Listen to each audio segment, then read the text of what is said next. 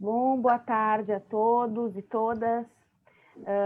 Estamos começando mais um programa, mais uma live do nosso Projeto Justa Causa, com a intenção de trazer novamente um tema que seja interessante, que atraia bastante o interesse de vocês, que a gente possa discutir questões ligadas ao direito das mulheres, aos direitos humanos, de forma geral.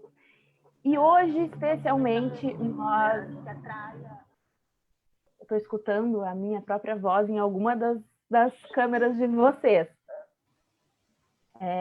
Hoje, especialmente, nós estamos trazendo um tema que tem tido bastante destaque nesses últimos tempos, durante a quarentena, desde o princípio dessas movimentações que estão ocorrendo no mundo e também no Brasil, em decorrência da pandemia, que é o aumento do número de casos e de denúncias de violências domésticas contra a mulher no Brasil e no mundo, especialmente no Brasil.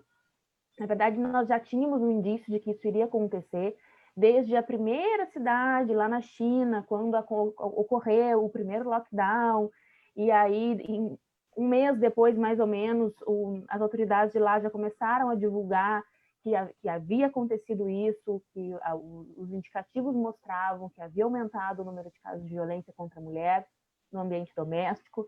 Então, nós já estávamos preparados para que isso também ocorresse no Brasil. E como, de fato, a gente tem visto, né, nas pesquisas, um aumento significativo dos números de todas as formas de violência, incluindo no número de feminicídios. E por isso hoje nós estamos trazendo esse tema com duas mulheres muito especiais para debater esse tema com a gente, que vão se apresentar agora em seguida, na sequência. Eu vou só dar uma introduzida, então, para quem está lidando pela primeira vez, está se deparando pela primeira vez com essa temática, apesar de talvez já ter vivenciado situações de violência, mas que está lidando com esses conceitos pela primeira vez. Então, trazendo alguns esclarecimentos com relação à violência doméstica no Brasil. Quais são as formas de violência doméstica que nós temos contra a mulher no Brasil, de acordo com a Lei Maria da Penha? 5 formas de violência. Que a doutora, uma das nossas convidadas, a doutora Bianca Prado, que é delegada da Polícia Civil, vai poder dar mais detalhes sobre isso, mas eu só vou dar uma introduzida para que vocês saibam exatamente do que a gente vai falar. Então, os 5 tipos de violência, iniciando pela violência psicológica, situações que ocorrem desde humilhações até isolamento da vítima, até o que a gente chama, né, um termo em inglês chamado gaslighting, quando o agressor leva a vítima a duvidar da sua própria sanidade mental, que é algo muito recorrente também, e que infelizmente a gente fala pouco, né? Depois nós temos as violências morais, que são aquelas que afetam a honra da vítima, com ofensas, xingamentos, com difamações, calúnias, mentiras inventadas, enfim.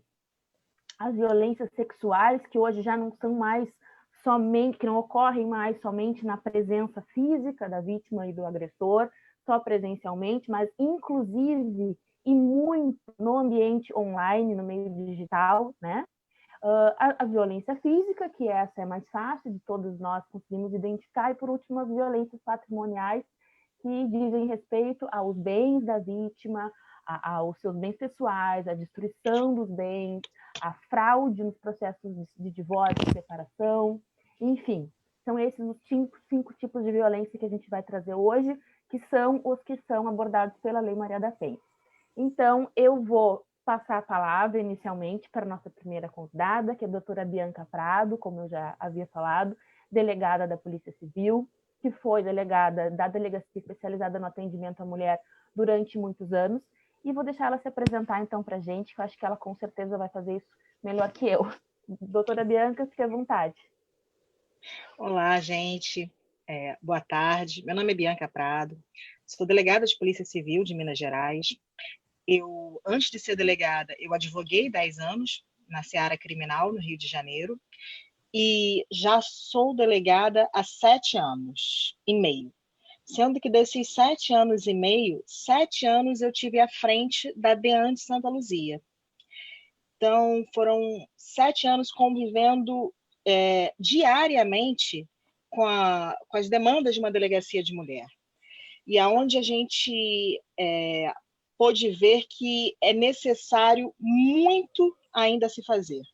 Onde eu pude perceber que não basta a gente simplesmente fazer a delegacia de mulher, equipar a delegacia de mulher, tratar essa questão do crime sobre uma ótica diferenciada da Lei Maria da Penha, se a gente não trabalhar com políticas públicas, se a gente não trabalhar com organizações fora da polícia para dar todo um apoio de assistência.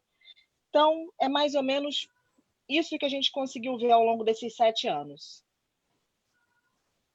Muito bem, muito obrigada, doutora Bianca. Agora, em seguida, a gente vai passar, eu acho, para entrar mesmo na nossa temática, né? Mas eu primeiro vou apresentar, então, a nossa colega, a advogada Cristine Simões, pediu para que nós a chamássemos de Cris. Então, Cris, seja muito bem-vinda. A Cris foi idealizadora, fundadora do projeto Ser Ela, Instituto Ser Ela, né? E aí eu gostaria que tu explicasse para a gente, então, um pouquinho do que se trata, qual é o seu trabalho. Seja muito bem-vinda. Obrigada, Samira. Obrigada, Viviane, Cândida, Bianca. Boa noite. Eu agradeço aí o convite. É uma honra estar aqui com essas super mulheres e fico até feliz que a Bianca começou assim a nossa muito alinhada. Como você disse, eu sou advogada por profissão. A vida toda advoguei com o direito corporativo, então o crime não é a minha área de especialidade. Alguns anos, na verdade, eu sempre tive interesse sobre discussões sobre vulnerabilidade, né? E acabei me direcionando ao tema da mulher, porque, na minha visão, a família, né, o ambiente familiar, ele é o nascedouro das relações humanas e a gente acaba vendo os reflexos no mundo, né, daquilo que, para mim, são padrões aprendidos. Como a doutora Bianca falou, na verdade, meu interesse pelo tema e meu aprofundamento na discussão, eu comecei exatamente pesquisando legislações nacionais e internacionais nesse tema do combate à violência, mais especificamente a questão da violência psicológica, que entende-se que normalmente é o nascedouro, e a mais recorrente, a gente, claro, que se choca muito mais com feminicídio, com violências físicas graves, mas entende-se que o nascedouro de tudo é a violência psicológica. E aí, dentro de um processo meu de procura de soluções efetivas, né, como a doutora Bianca falou, a gente tem uma lei que, do ponto de vista de modernidade de combate penal, ela é uma lei moderna. Mas, tanto aqui quanto em outros países, a gente percebe que o combate, do ponto de vista penal, ele não é suficiente para resolver o problema da violência. Então, eu me despi do meu papel de advogada, botei o meu chapéu de uma pessoa interessada em visões multidisciplinares e eu concluí, depois de muito pesquisar, que que para a gente ter realmente uma efetividade no combate à violência, a gente precisa de educação, comunicação e apoio e acolhimento. Então, sem prejuízo, é claro, né, do combate. Eu acho que o combate estatal ele é muito importante, mas a gente precisa realmente dessa questão de políticas públicas, a gente precisa de uma adoção aí multidisciplinar para que a gente realmente consiga resolver o problema. Então, o projeto é isso, né? Nós somos, o projeto é uma reunião de mulheres, como vocês são, A ideia realmente partiu de mim, mas a gente é uma união de esforços entre profissionais da psicologia, entre profissionais do equilíbrio emocional, porque se você for pesquisar, você vê que algumas práticas de equilíbrio emocional ajudam bastante, tanto no combate como no resgate dessas vítimas, né? Então são 3 pilares realmente: educação, e aí a gente realmente tem o viés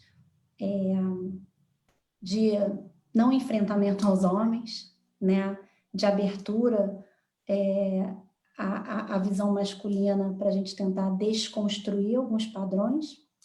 Então a gente trabalha muito essa questão, né, da tentativa da conscientização sobre os reflexos da violência e a comunicação. Então a gente vem pegando algumas ferramentas de justiça restaurativa e tal, como comunicação não violenta, porque a gente entende que trabalhos do ponto de vista da comunicação podem evitar, né, algumas das hipóteses de violência, e a questão de equilíbrio emocional e apoio psicológico. Então, o foco principal realmente é um grupo de apoio voltado a mulheres que estão em situação de violência, qualquer que seja ela, qualquer um dos 5 tipos, ou que passaram por situações de violência e que desenvolvem traumas, né? Para que a gente, juntas, bem orientadas e amparadas, a gente consiga aí criar um novo padrão.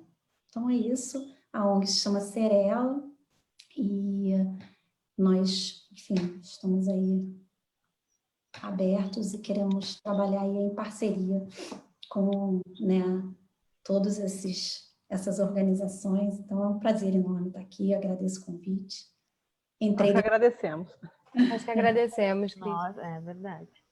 Bianca, deixa eu aproveitar um pouquinho da sua experiência, assim, um pouco como a Samira falou, né? Sempre que a gente fala de violência doméstica, eu acho que a primeira imagem que vem, né, no imaginário popular é efetivamente a agressão física. E é tão importante a gente conhecer que existem outros tipos de violência que muitas vezes são até veladas, né? E socialmente quase que enquadradas. Eu me lembro que eu tive um relacionamento uma vez e me chocou muito. Estava na casa da pessoa e ele fala para a mãe: você vai botar esse batom vermelho? Isso é coisa de puta. Eu falei: como assim? Óbvio que eu dei de presente para a pessoa um batom vermelho na próxima vez que eu fui visitá-la. Mas, né, assim... óbvio. E óbvio que o relacionamento também não durou. Mas... Só o tempo de você entregar o batom. Exatamente, né?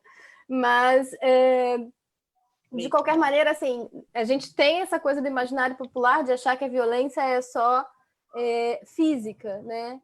E aí, queria um pouco do dia a dia da delegacia, se também aparecem pessoas denunciando violência doméstica fora desse padrão físico, né? E como lidar com isso?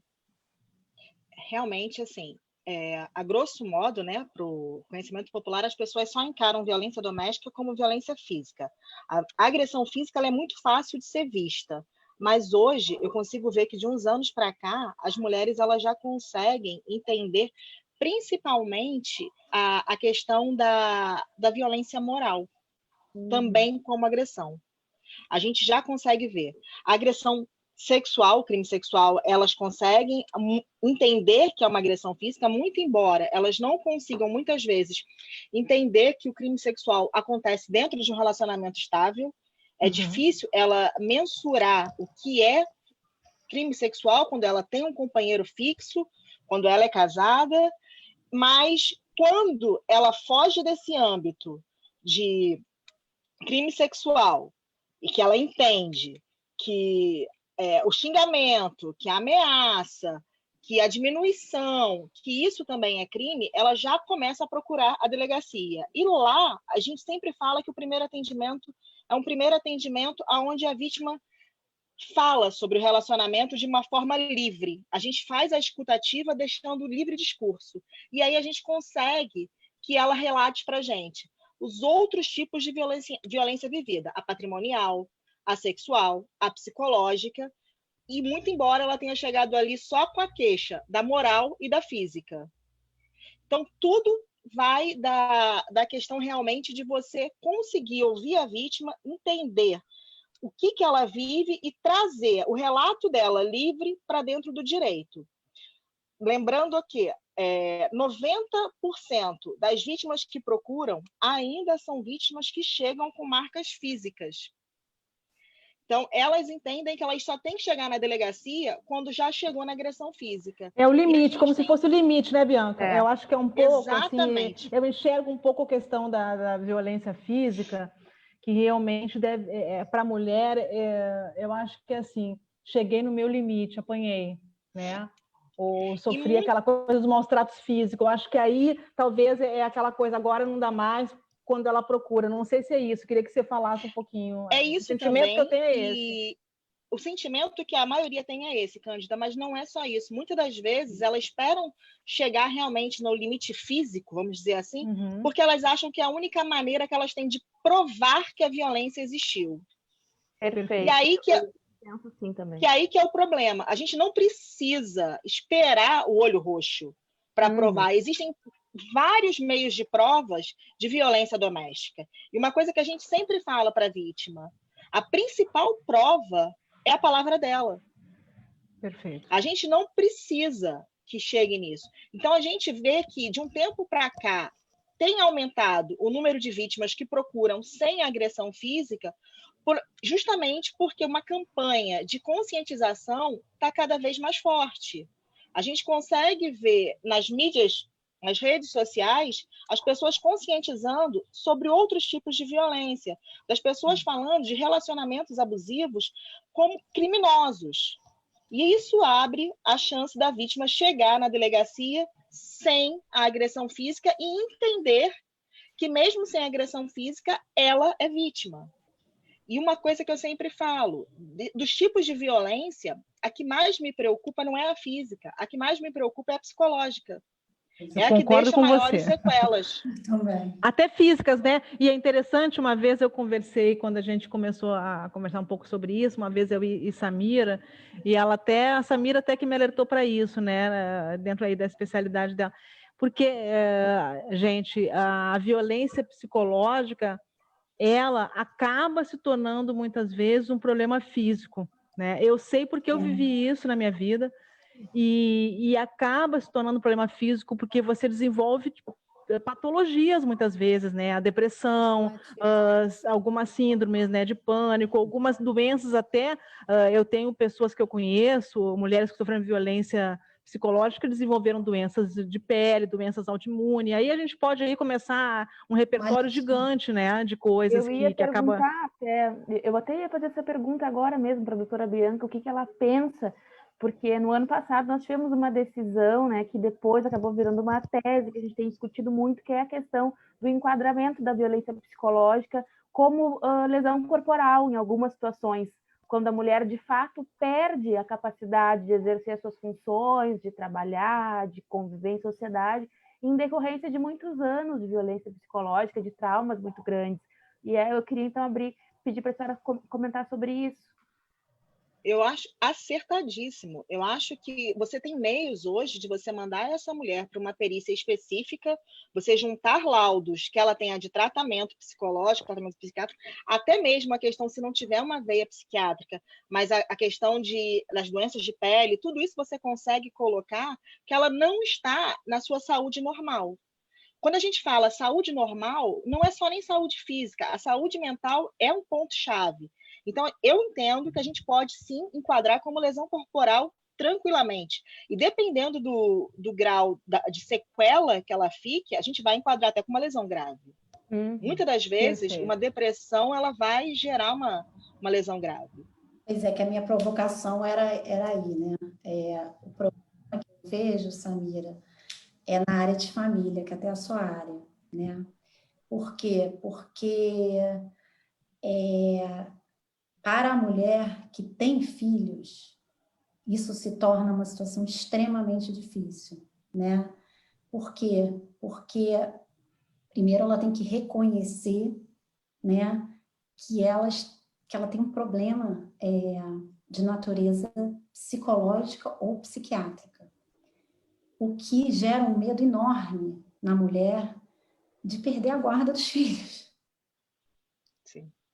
Depois que a questão da guarda compartilhada, aí estou mudando outro assunto, mas enfim, só porque por acaso não está. Não, tudo é importante.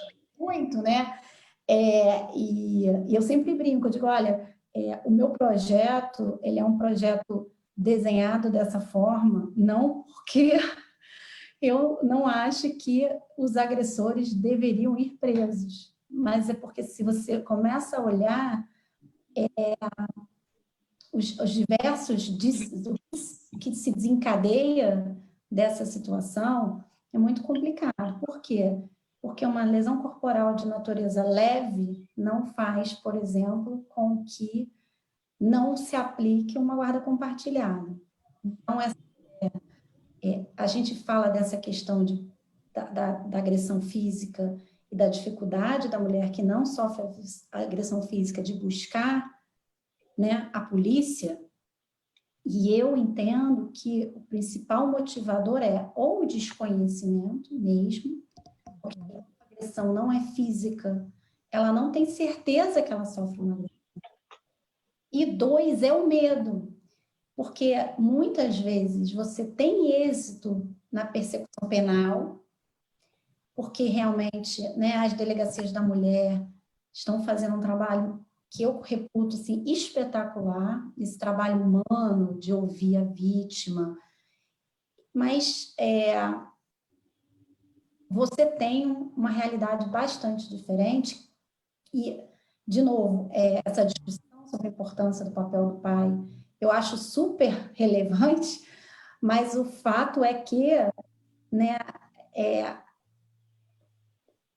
a violência psicológica, ela causa uma lesão que pode ser permanente nesta mulher, que muitas vezes é mãe, e que do ponto de vista, né, desse direito dela de ser mãe, a partir do momento que ela vai na delegacia, né, e que tem um laudo dizendo que ela está sofrendo de depressão, se aquilo ali foi enquadrado como lesão leve, Para ela é prejudicial. Para ela é prejudicial na justiça de família, né? Então, essa ideia, na verdade, do projeto de você acolher e você tentar dar instrumento de fortalecimento emocional, ela vem um pouco dessa realidade, né? Porque a nossa justiça criminal, ela tem feito um trabalho muito bom, mas o problema é que nós temos outras implicações, né? Então, isso é uma coisa que me preocupa, porque realmente o número, se você pensar assim, quantas mulheres você conhece, né, que estão sofrendo de depressão, assim, né? Exato. Por isso que sempre quando eu vou falar sobre, agora puxando um pouco a brasa para meu assado, quando eu vou falar sempre sobre advocacia para mulheres, eu digo isso, que não se trata em advogar na área de direito de família, não se trata em advogar na esfera penal. Na verdade, a gente precisa ter uma visão sistêmica da vida que aquela mulher leva para compreender como eu posso ajudá-la sem piorar ainda a situação que ela já está, né? Enxergando que muitas vezes a violência doméstica, as varas de família, na verdade, elas servem muitas vezes como uma extensão da violência doméstica, né? Aquele casal que se separou agora encontra um outro local para praticar a violência contra aquela mulher que acaba sendo a vara de família. Então, isso que falaste é perfeito. Muitas têm medo de procurar qualquer tipo de auxílio nesse sentido, porque são ameaçadas, porque se acontecer qualquer coisa, eu vou pegar a guarda do fulaninho para mim, ou a família do agressor também começa a convencer aquela mulher que ela não está bem psicologicamente. Ela está desequilibrada, exatamente. Não, e aí é um ciclo, gente, é um ciclo interessante, eu estava até aqui refletindo o que vocês estão falando, porque porque dentro um pouco do que a Cris falou, juntando com o que a Bianca, vocês estão falando, é uma coisa interessante que é o seguinte, a violência psicológica, ela causa inúmeros danos à saúde mental, à saúde física, e principalmente a questão da saúde mental, e aí você começa a ser vista como uma pessoa que não está equilibrada, e se você não está equilibrada, como é que você pode tomar conta dos seus filhos? E se você não está equilibrada, como é que você pode trabalhar? Né? Porque aí no entorno todo profissional e social, poxa, ela não está bem, ela está desequilibrada, e se você não pode trabalhar, você não pode se manter, né? Então, se você olhar a repercussão que isso tem na vida da mulher é enorme, né? Porque se ela está desequilibrada, ela é desequilibrada para cuidar do filho e para prover a casa, porque o mercado de trabalho cobra da gente, mulher, e cobra de todo mundo, do homem e da mulher, que você esteja sempre 100% inteiro, né? Você não tem direito a ficar doente, você não tem direito a fraquejar, e principalmente a questão toda todas as doenças que têm um aspecto ligado ao emocional, ao mental, ao psiquiátrico, existe muito preconceito com isso, né? Se você quebrar uma perna, se você tirar a coluna fora do lugar, ou se você tiver um Covid, Deus me perdoe, mas assim, enfim, faz parte um pouco do esperado, né? Não existe o preconceito, as pessoas ficam, nossa, coitada da Cândida, quebrou as 2 pernas no acidente, vamos ajudar. Agora, meu Deus do céu, ela anda meio desequilibrada, né? Está desequilibrada, não dá para a gente passar aquele processo para ela, não dá para passar aquela causa para ela, não dá para dar aquele emprego para ela. Não é? Então, ela sai bem complicado. Ela acaba saindo da posição de romper. vítima e entra no de louca, né? Mas claro, eu acho que a gente tem que deixar bem pontuado até para as pessoas que estão assistindo, né? As mulheres que estão assistindo, que nós não estamos falando aqui que todo caso de uma mulher que sofre depressão e que isso ocorreu em decorrência de violência significa que vai precisar passar por isso ou fazer uma denúncia por lesão corporal. Não é isso, são casos mais graves. Até porque, e é importante dizer isso, até a doutora Bianca pode falar sobre isso muito melhor que eu, mas a rede de proteção à mulher vítima de violência, da qual faz parte a delegacia, mas não é só a delegacia, também oferece essa assistência psicológica às vítimas, né? Então, é uma pessoa que está em tratamento, não é alguém desequilibrada e incapacitada para cuidar dos filhos ou para trabalhar. Na verdade, ela está fazendo um acompanhamento para se recuperar daquilo, não é, doutora?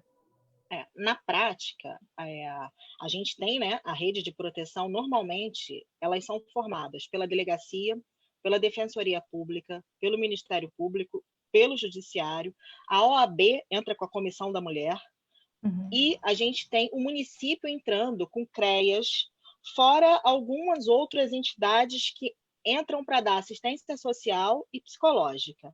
Na prática, eu vou ser bem sincera com vocês, esse lado, esse vislumbre que vocês trouxeram da vara de família, eu ainda não vi nos meus inquéritos na prática. O que eu consigo enxergar muitas das vezes, talvez eu não tenha pego também um caso tão severo de depressão para ser enquadrado nesse lado, mas eu vejo que as vítimas elas conseguem uma antecipação de guarda, muitas das vezes com a medida protetiva. E quando a vítima está instruída e ela consegue fazer o processo criminal andar em paralelo com o processo de família, no final, quando bate a sentença realmente decidindo a guarda dos filhos, ela já teve com aquelas crianças o tempo todo com ela. E a gente já estendeu aquela medida protetiva, muitas das vezes, para o pai durante esse período, porque a gente sabe que, na prática, um casal que está se separando com uma Maria da Penha no meio do caminho é uma relação que ela é desgastante não só para o pai e para a mãe, mas também para as crianças. Que elas estão ali crescendo naquele ambiente de xingamento, de agressão física, de relacionamentos abusivos e, principalmente, na frente deles. A gente cansa de ter casos dentro da delegacia que as principais testemunhas são crianças que assistiram. E aí, como é que a gente não preserva essas crianças desde o início? Então, muitas das vezes, a medida protetiva com extensão para os filhos não quer dizer simplesmente que a gente está cerceando o pai de ter acesso àquelas crianças. A gente está preservando essas crianças, a saúde mental dessas crianças. E eu consigo entender que se a vítima for orientada desde o início, de que se ela está certa que é uma separação que ela quer, que ela tem que correr com esse processo cível desde o início para não dar atropelamento nos dois. Perfeito. É o que eu penso e é o que nós temos falado sempre, né?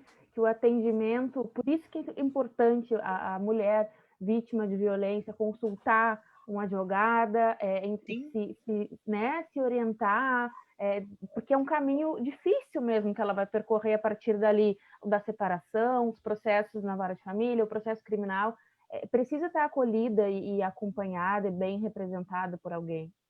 E aí eu acho que talvez o perfil da violência também. A gente fala muito de violência doméstica, tanto na parte física, um pouco na parte mental, né? Que é bem cruel, mas talvez a mais velada e que mais seja prejudicial para a mulher, justamente na hora em que ela precisa desse apoio, porque muitas vezes ela não vai conseguir isso de forma gratuita, né? É a violência financeira.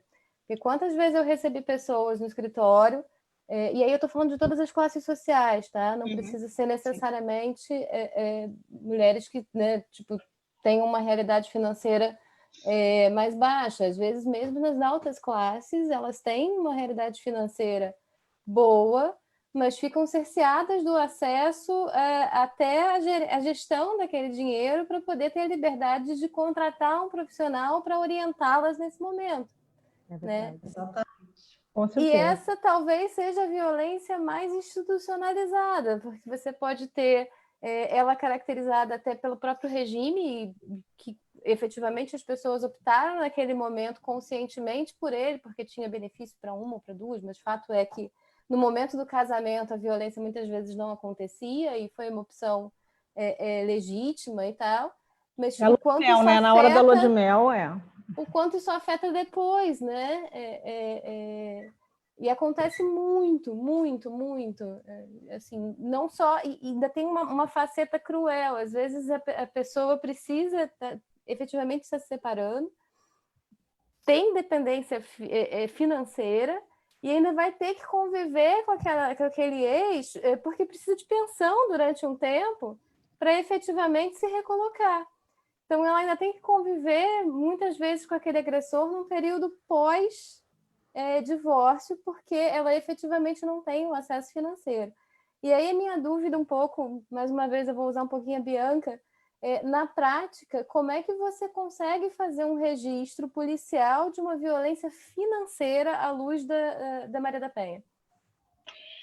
Bem, na prática, a cidade que eu trabalho é uma cidade que 90% do nosso público é um público de baixo poder aquisitivo.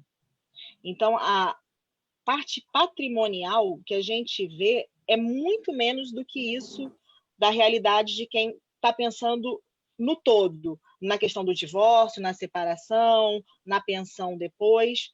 Mas para a gente conseguir mensurar em termos de crime, a gente vai precisar que ela alegue um controle de conta, o salário dela é ele que realmente faz, ele proíbe ela de trabalhar, isso a gente já consegue colocar na questão do patrimônio, ele danifica alguma coisa relacionada ao lado profissional dela, vai ser ou a questão da inibição do lado profissional, ou então realmente a questão do controle do dinheiro dessa mulher, do seu próprio dinheiro. Mas é o que eu te falo, para a delegacia de mulheres, felizmente ou infelizmente, eu acho que é mais infelizmente, porque significa que as mulheres não estão procurando com essa intenção, são poucos casos que a gente vê. Eu tenho muito mais crime patrimonial de idosa do que de mulheres em contexto de violência doméstica. A gente vê muito as alegações de violência patrimonial, eu, pelo menos, todas as vezes em que eu precisei usar, isso foi durante o processo de divórcio, realmente. E aí não necessariamente registrado através de um boletim de ocorrência na delegacia, mas como fundamentação do próprio alegações durante o processo por suspeitas de fraude, situações assim, como a Vivi colocou no início, a doutora Viviane colocou, perdão pelo Vivi. Pode usar, Vivi, sem problema nenhum. Não tem mais jeito. Que, na verdade, eu acho que é um pouco da naturalização da violência contra a mulher, que vem desde que nós somos crianças, né? Então, que nós não enxergamos isso como violência, mas não deixa de ser uma forma de violência, de controle da vida da mulher, que nós não nos acostumamos a gerir o nosso dinheiro, a falar sobre isso. Então, nós vamos nos casar e no Brasil não existe a cultura, por exemplo, de se falar sobre um preparo antes do casamento, né? Como vai ser, qual vai ser o nosso Tem um tabu, né? Tem um certo tabu, né? Parece que você está tratando disso, tem uma um coisa tabu. assim. As pessoas enxergam com maus olhos. Tem até um comentário. Que não faz. Tem até um comentário aqui no Facebook, né, ao longo da live, da Isabela Barros, dizendo: certamente ainda é provável que a mulher sofra preconceito da sociedade como a mulher que está querendo só pegar o dinheiro do cara, né? Exato, porque é comum que nas famílias, né, a responsabilidade por gerir o dinheiro, o patrimônio, seja do homem, e a mulher cuida da casa, cuida dos filhos, cuida de tudo. Na separação. É o provedor. É o provedor, exato. E aí a gente tem o que a gente chama de pobreza de gênero. Independente da classe social, a mulher, no momento em que separa, ela não tem recurso para procurar ajuda. E isso é muito, como tu colocaste, é uma das principais violências, eu acho, é essa, porque aí os homens, no momento da separação, estão lá com uma banca, às vezes, de advogados, 3, 4, e a mulher sozinha, ou no máximo com um defensor, uma defensora pública, porque não tem como ter acesso ao seu próprio patrimônio. É muito triste. Eu sou casada há 14 anos e se eu puder deixar uma receita de casamento feliz é conta separada. Conta conjunta, não. Perfeito, exatamente. Mas olha, infelizmente a realidade, né, da maior parte das mulheres que isso também independe. Olha só, eu tive agora enfim, a gente tem um caso que, na verdade, a mulher trabalha, quer se separar há muito tempo, mas não consegue sequer, por exemplo, buscar um apartamento para ela sair de casa. A mulher disse, não vai sair, e se ela bota o pé na rua, menos de 15 minutos, aí começa a ligar, cadê você? Onde é que você está? Então, não é uma questão de falta de controle do dinheiro, do próprio dinheiro, em tese essa mulher tem, não é uma questão meramente de recursos, porque trabalha, mas a questão do controle é muito marcante, entende? Não, aí a gente vai para o viés psicológico, assim. Essa talvez não tenha um problema de violência financeira, ela vai ter um problema, né, de violência psicológica. Tem, porque a forma de manter essa mulher, né, as mulheres em casa, às vezes ela é isso, né, o dificultador financeiro, falar, eu não quero me separar. Então, o nosso patrimônio comum, que é a nossa casa, eu não saio. Eu entendi o que ela quis dizer. Entendeu? E de novo, a pessoa que tem filho, então eu não saio, eu não facilito a sua vida. A partir do momento que você sair daqui, eu pago para você e para o nosso filho 0. Mas quantas mulheres também, de gerações anteriores à nossa, a gente não viu não buscar uma separação para não dividir patrimônio? Quantos casamentos a gente conhece de homens e mulheres que estão separados de corpos há anos, mas continuam morando dentro do mesmo apartamento, dentro da mesma casa, justamente porque não querem essa divisão. Então, essa questão é uma violência, muitas das vezes, de ambos os lados. Sim. É claro que a gente está aqui pensando na questão da mulher, óbvio, que a gente fala da questão quando ela não tem o recurso realmente para procurar ajuda e andar sozinha. Mas e quando ela também não quer sair dessa situação porque ela não quer dividir esse patrimônio? Acontece muito. E aí o que a gente pergunta? Que tipo de violência realmente um está fazendo ali com o outro? É só uma violência patrimonial ou é uma violência psicológica? Você tem razão, Bianca. Às vezes, assim, até é uma situação de fato, um pouco por necessidade. Eu tenho um caso curioso, já faleceu os avós de uma das nossas sócias que moravam no mesmo apartamento, separados de fato há anos, e tinham uma fita métrica, inclusive, uma fita passada por onde cada um podia coabitar, porque eles não queriam se encontrar, né? E porque não tinham capacidade financeira. Se aquele imóvel fosse vendido, nenhum dos dois realmente tinha possibilidade financeira de ter um lugar para morar, porque eles já eram muito idosos e tal, e eles conviveram assim durante anos. E ainda tinha, tipo, sinal para quem estava na cozinha, porque era a única coisa que não dava para dividir ao meio, né? Então, tipo, quando um está na cozinha, para o outro não entrar. Isso é um horror, né? Nossa, não. Semana passada eu fui fazer um local, era até um local de uma pessoa desaparecida. Era uma mulher que chegou para a gente que seria em contexto de violência doméstica, que ela teria fugido de casa, que ela estaria em processo de separação do marido. Quando eu cheguei na casa, ela estava retornando. A história ainda está em apuração, mas o que me chocou foi, os dois estão em processo de separação há 3 meses. Ao invés de um dos dois saírem de casa, eles construíram uma parede no meio da casa. Então, ela ficou com um banheiro, a cozinha e um quarto, ele ficou com a sala, outro quarto e um banheiro. Aí pergunta, qual é a chance disso dar certo? Nenhuma. Mas, assim, Bianca, não sei se acontece isso na prática, mas uma das coisas que chega muito para mim, e aí, óbvio, mais de uma geração anterior, mas também da nossa, porque eu acho que ficou no imaginário das pessoas e que hoje não tem efeito praticamente nenhum, né? Não sei se você ficar 2 anos sem pleitear acesso ao imóvel comum, abandono de lar. Ah, mas se eu sair de casa, é abandono de lar.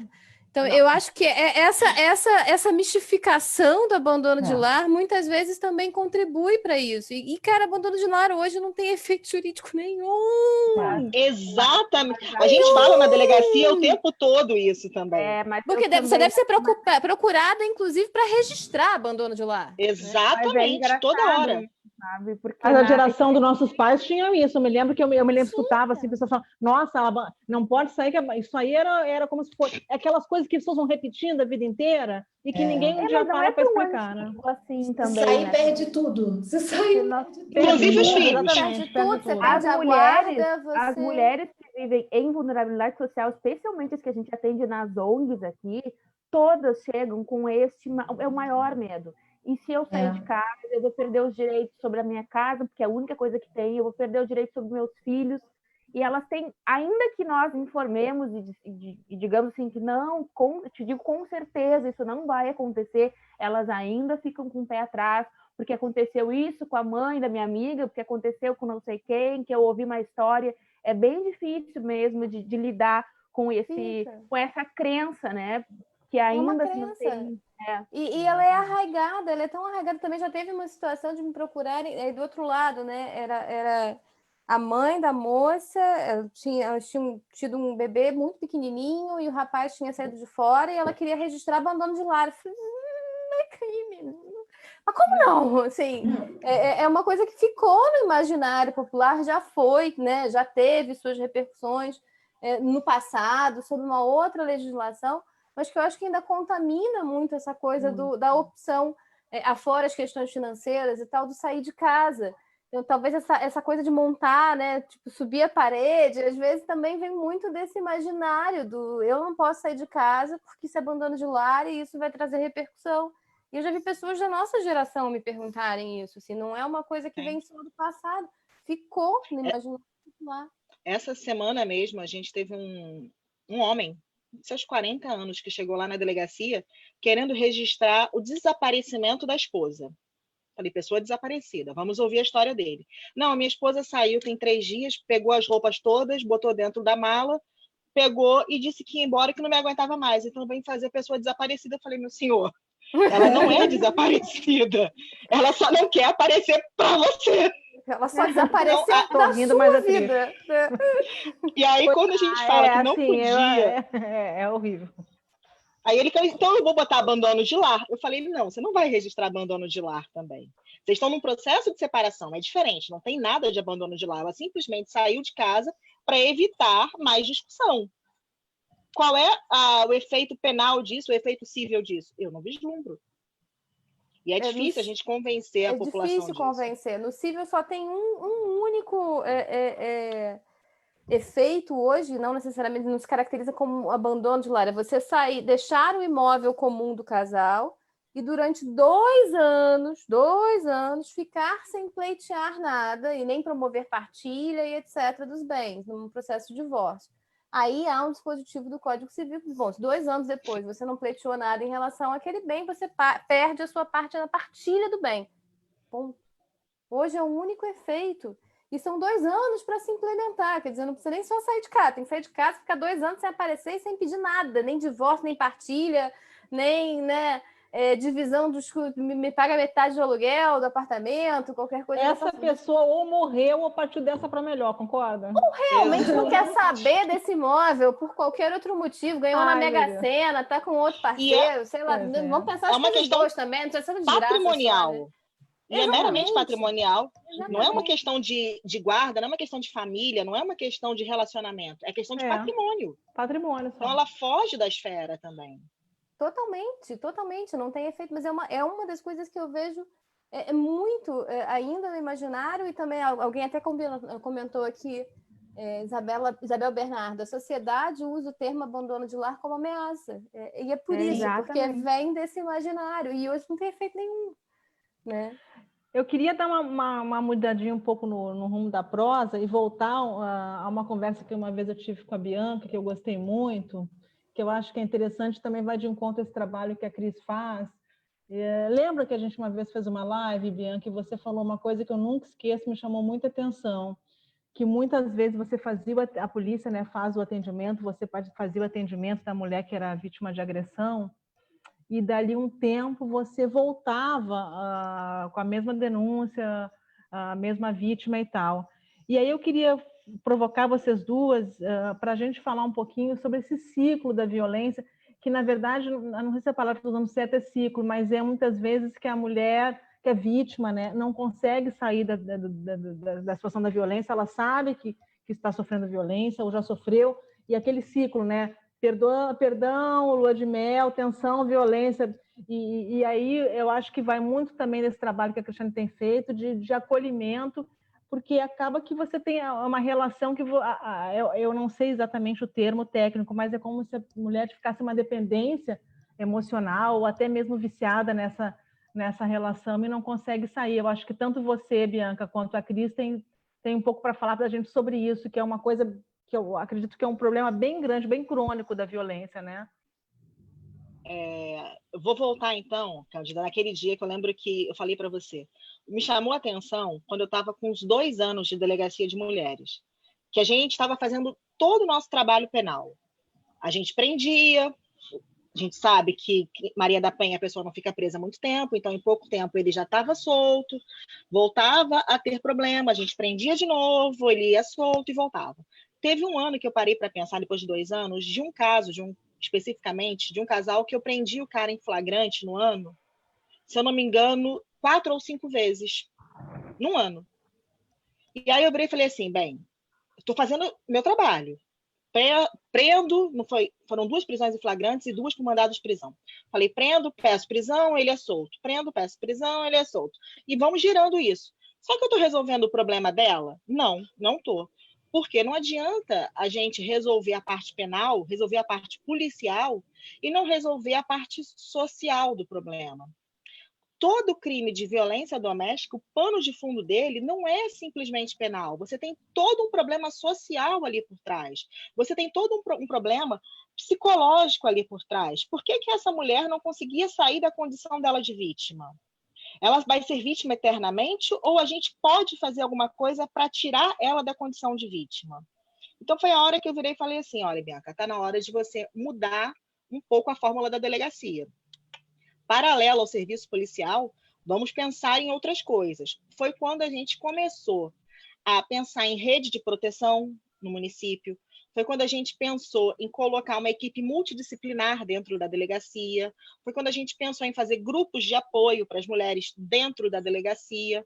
Então, hoje, a gente tem uma equipe com assistente social e psicóloga. Hoje, a gente tem um projeto de geração de renda para as mulheres dentro da delegacia. O que eu quero com isso? Eu quero que ela se sinta que ela tem como sair daquele relacionamento e seguir a vida dela. Que não adianta a gente ficar fazendo a parte penal, que a gente não vai curar o relacionamento dela. Que é isso que muitas vezes elas esperam, que a polícia prenda, dê um susto. Muitas das vezes elas chegavam lá e pediam um susto. Não, eu só quero que dê um susto nele, eu não quero que ele vá preso. Aí eu tenho que olhar para a cara dela e falar, olha, eu não sou fantasma. Fantasma eu não sou, ainda estou viva. Se você quer que a gente faça as providências penais, ok. Agora, susto não. E aí essa mulher que me pedia para dar um susto é a principal mulher que eu tenho que tratar a parte psicológica dela. Porque a mulher que chega lá pedindo para eu prender, ela já sabe que ela está numa relação ruim. A que pede para eu dar um susto, ela acha que tem corretivo, né? Ela acredita que vai aquela ilusão de que vai curar ou melhorar, ou dar um castigo, que nem faz com criança, né? Bota de castigo. Exatamente. E aí que entra essa questão de você fazer todo o aparato. E aí que eu fiquei, quando você me falou, Cândida, do projeto do Serela, eu falei assim, nossa, é isso que precisa mais e mais, porque a gente precisa que a mulher ela olhe para o lado e ela veja que ela tem quem dê a mão para ela para ajudá-la a caminhar. Vai ajudar a caminhar um período para depois ela conseguir caminhar sozinha. E não adianta a gente falar que direito penal vai dar a mão para ela e caminhar com ela, porque não vai. Não. Tem que ser um outro lado para fazer isso. Não é nem o objetivo do direito penal, né? Não é o objetivo. Mas isso não justifica as delegacias não fazerem. Não é o objetivo do direito penal. Mas pode ser muito bem o objetivo da polícia se a polícia começar a pensar fora da caixinha e implementar atitudes diferentes. E é isso que eu acho que cada vez mais as delegacias de mulheres têm a obrigação de fazer. Porque, querendo ou não, isso também faz com que o nosso serviço penal diminua. Aquela mulher, uma vez saindo da condição de vítima, ela não volta com um novo inquérito. E a gente tira essa mulher da situação. Desculpa, eu interrompi ali. A Cris, acho que a Cris quer falar? Bom, antes de tudo, né, ela me deixou sem palavras. Eu só posso dar parabéns para ela, porque ela é fantástica. A Bianca é maravilhosa. Sou suspeita. Mas eu vou dizer, eu Cristine, não gosto da palavra dependência. Eu repito isso muitas vezes, né? Eu sou da Comissão da Mulher, da Associação Brasileira de Advogados, eu falo a palavra dependência me incomoda profundamente, né? Porque dependência, para mim, dá uma conotação, um sentimento de troca, sabe? Assim, olha, eu estou aqui aceitando isso porque eu dependo de você. Eu acho que as duas coisas que a gente precisa combater, bom, uma é a vulnerabilidade, né? A questão, e eu acho que a relação que um homem desses tem com uma mulher é de dominância, sabe? Então, às vezes a questão não é financeira. Tem um livro muito, muito bom que eu recomendo para todo mundo. Lá no nosso Insta tem uma fotinho assim da capa dele, que é chamada Assédio Moral, a Violência Perversa no Cotidiano, da Marie-France Hirigoyen. Ela é tida pela maioria como a criadora do conceito do assédio moral. E ela trabalha isso tanto do ponto de vista empresarial, né, quanto do ponto de vista do lar, né? E os processos psicológicos, eles são muito semelhantes. E aí esse livro é muito, muito interessante porque ele ajuda muito a gente a entender o que se passa nesse tipo de relação. E ela vai explicando cada etapa. Ela é psiquiatra e ela é vitimologista. E ela vai explicando cada uma das etapas que a mulher, em geral, passa dentro desse processo que eu chamo de processo de dominância, né? Então, quando, em geral, a violência começa com a violência psicológica e ela vai explicando que a mulher passa por um processo de confusão mental, ela passa por um processo de autoculpabilização, ela passa por um processo de isolamento. Então, se me perguntar por que elas voltam porque quando chegou no momento em que ela já foi para a delegacia, ela já não é mais ninguém. Ela já se perdeu completamente. Ela já não sabe mais quem o que ela gostava de fazer. Ela já não tem mais amigos, porque ela já está por conta da vergonha, porque, na verdade, você imagina você ficar sendo xingada pelo seu companheiro na frente dos seus amigos. Seus amigos vão reagir, vão exigir uma atitude de você. Se você não está preparado, se você já nem sabe mais se aquilo ali é certo ou errado, você não tem... Então, quando a Bianca recebe aquela pessoa, aquela pessoa já não tem mais nenhuma estrutura emocional. E aí, o trabalho, que é o que a Bianca está fazendo, que é certíssimo, que é o trabalho que eu acho que a gente está propondo, é isso, olha, vamos resgatar a autoestima dessa mulher, vamos resgatar a dignidade dessa mulher, vamos ajudar, porque você imagina, se você está tão confuso, as pessoas ficam em tamanho processo de confusão mental, que é como se coisas que são muito simples para qualquer advogado, ou para qualquer um que não é advogado, que não está naquela relação, aquilo ali é tão básico, né? E aí você ouve assim, não, mas eu não sei o que fazer, eu não tenho saída. E aí você fala assim, não, então vamos lá, a gente lista aqui as saídas, vamos lá, opção A, pode fazer isso, opção B, mas porque você está com uma clareza mental que te permite analisar aquela situação e ver as opções. Mas se você está num processo de confusão mental, você não vê as opções, não tem opção. E aí você volta para aquela situação. E aí a polícia volta a ficar soberbada, e aí o judiciário volta a ficar soberbado. A Glícia Brasil, uma vez, a gente estava conversando, já no aspecto da criança, e ela dizia, tem crianças que eu vi crescer. Agora se formou, faculdade de psicologia, vai entrar para o TJ. E eu acompanhei, porque foram múltiplos processos de família. Então, quer dizer, se a gente não... E é muito difícil, né? Assim, é difícil. Você imagina você chegar para uma amiga que te ama, ou para o seu pai, para sua mãe que te amam e dizer, olha, ele toda vez que bebe bate em mim. Porque aquela pessoa vai dizer, mas sai disso. Só que se você acha que você tem culpa, se você está confusa, se você tem um filho, se o apartamento é dele, você se sente sem saída. Então, o maior inimigo à não violência, na verdade, é esse sentimento de impotência, de vulnerabilidade da mulher. Se a mulher se sente apoiada, não vulnerável, se a mulher sabe, olha, tem essa ONG aqui que vai te ajudar a procurar emprego. Olha só, mas você fez uma qualificação, você estudou administração ou direito, talvez você não consiga, você perdeu X anos, talvez você não vá começar a sua vida com um super salário, mas olha, você faz inglês, vamos lá começar a tentar, você pode fazer o quê? Vamos dar aulinha de inglês particular, seu filho estuda em que escola? Você é bom em matemática?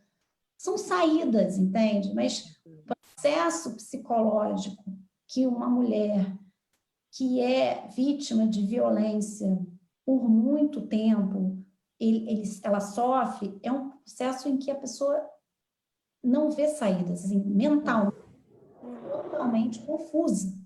E a autoestima também, né, Cris? Assim, eu vejo muito isso que você está falando, também vai de encontro muita questão da autoestima, porque muitas vezes, como é que a mulher enxerga isso tudo? Ela enxerga que ela gosta daquela pessoa, que ela ama. Eu já escutei isso de amigas minhas, eu mesma já repeti essa frase.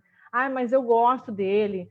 Quer dizer, você está passando por uma relação que te faz mal. Se você olhar na balança, está te fazendo muito mais mal do que bem, mas você tem uma dependência. Você até imagina assim, se a pessoa sair da tua vida, você nunca mais vai arrumar ninguém, ou você não vai viver, meu Deus do céu, como é que eu vou viver sem ele? Mas eu acho que você não consegue, mas eu acho que você não consegue nem botar na balança, Não sabe? consegue, não consegue. Eu tive dominância, você só vê ele. Eu recebi uma senhora uma vez no escritório, e ela pelo menos eu tinha identificado que ela queria, na verdade ela não tinha identificado, ela foi levada pela filha, né? Que já estava adolescente, que já estava presenciando aquilo há muito tempo e que já conseguia identificar. E é essa coisa do sem saída. Ela dizia, mas eu vou fazer o quê? Tinha uma questão financeira também. Eu falei, mas você se formou? Você fez... Aí a menina vira para mim e fala assim, ela costura. Eu falei, que legal, o que você faz? Gente, a mulher fazia uns vestidos de festa, que era uma coisa de sonho, assim. Se ela tivesse noção do potencial que ela tinha com aquilo, que ela podia ter uma renda possivelmente 20 vezes maior que o marido, inclusive, entendeu? Mas ela estava justamente nesse processo que a Cris está descrevendo. Ela não conseguia nem enxergar a potencialidade que ela tinha. Ela dizia assim, não, isso aqui eu faço, eu até tenho uma página aqui, as amigas dela me procuram, então, mas Eu faço porque eu gosto. Ela não conseguia entender que aquilo Autoestima, né, ô Vivi? Autoestima, é aquela coisa. Não enxerga, a pessoa não enxerga. Eu acho que principal mais ali do que a autoestima, o ciclo da violência doméstica, ele vai diretamente, ele age exatamente o que a Cris colocou na autonomia da mulher, né? Ela perde completamente a autonomia para tudo, sexual, profissional, social, como subjetivamente, realmente o que eu vejo é exatamente isso que ela falou. A mulher, quando chega nesse ponto de buscar ajuda, ela já não se reconhece mais como alguém, como uma pessoa, com o direito de ter os seus gostos, de ser feliz. Então, ela não consegue colocar isso na balança, porque ela já nem acha mais que ela pode ocupar esse lugar na balança. Aquela pessoa é tudo que ela tem na vida. Existe esse fator que a Cris trouxe do isolamento, realmente, quando chega nesse ponto, ela já está completamente isolada. Então, tudo que eu tenho, é a única pessoa que eu tenho, é quem faz tudo por mim, porque também, né, o abusador tem essa característica de salvador da vida dela, em um outro momento. Então, por isso é tão difícil. E eu dou um depoimento pessoal aqui, meu, para vocês.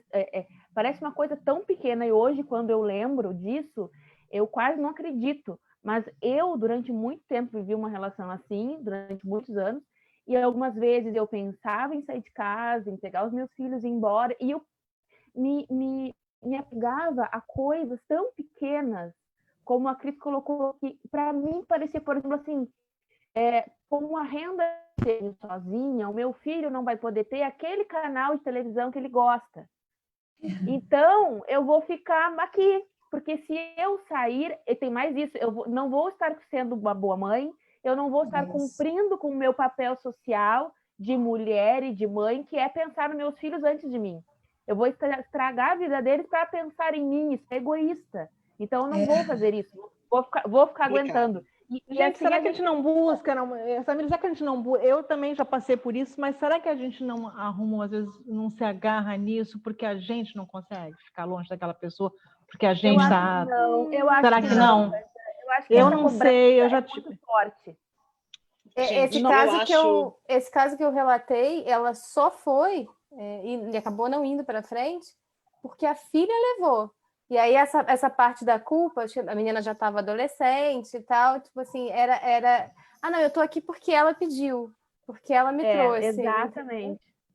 Eu vejo isso também. É porque aí a mulher quer salvar o filho, você entende? Não. E aí o filho que já está ali dizendo, eu não preciso ser salvo, eu quero te salvar. É isso. O filho já enxergou. Já.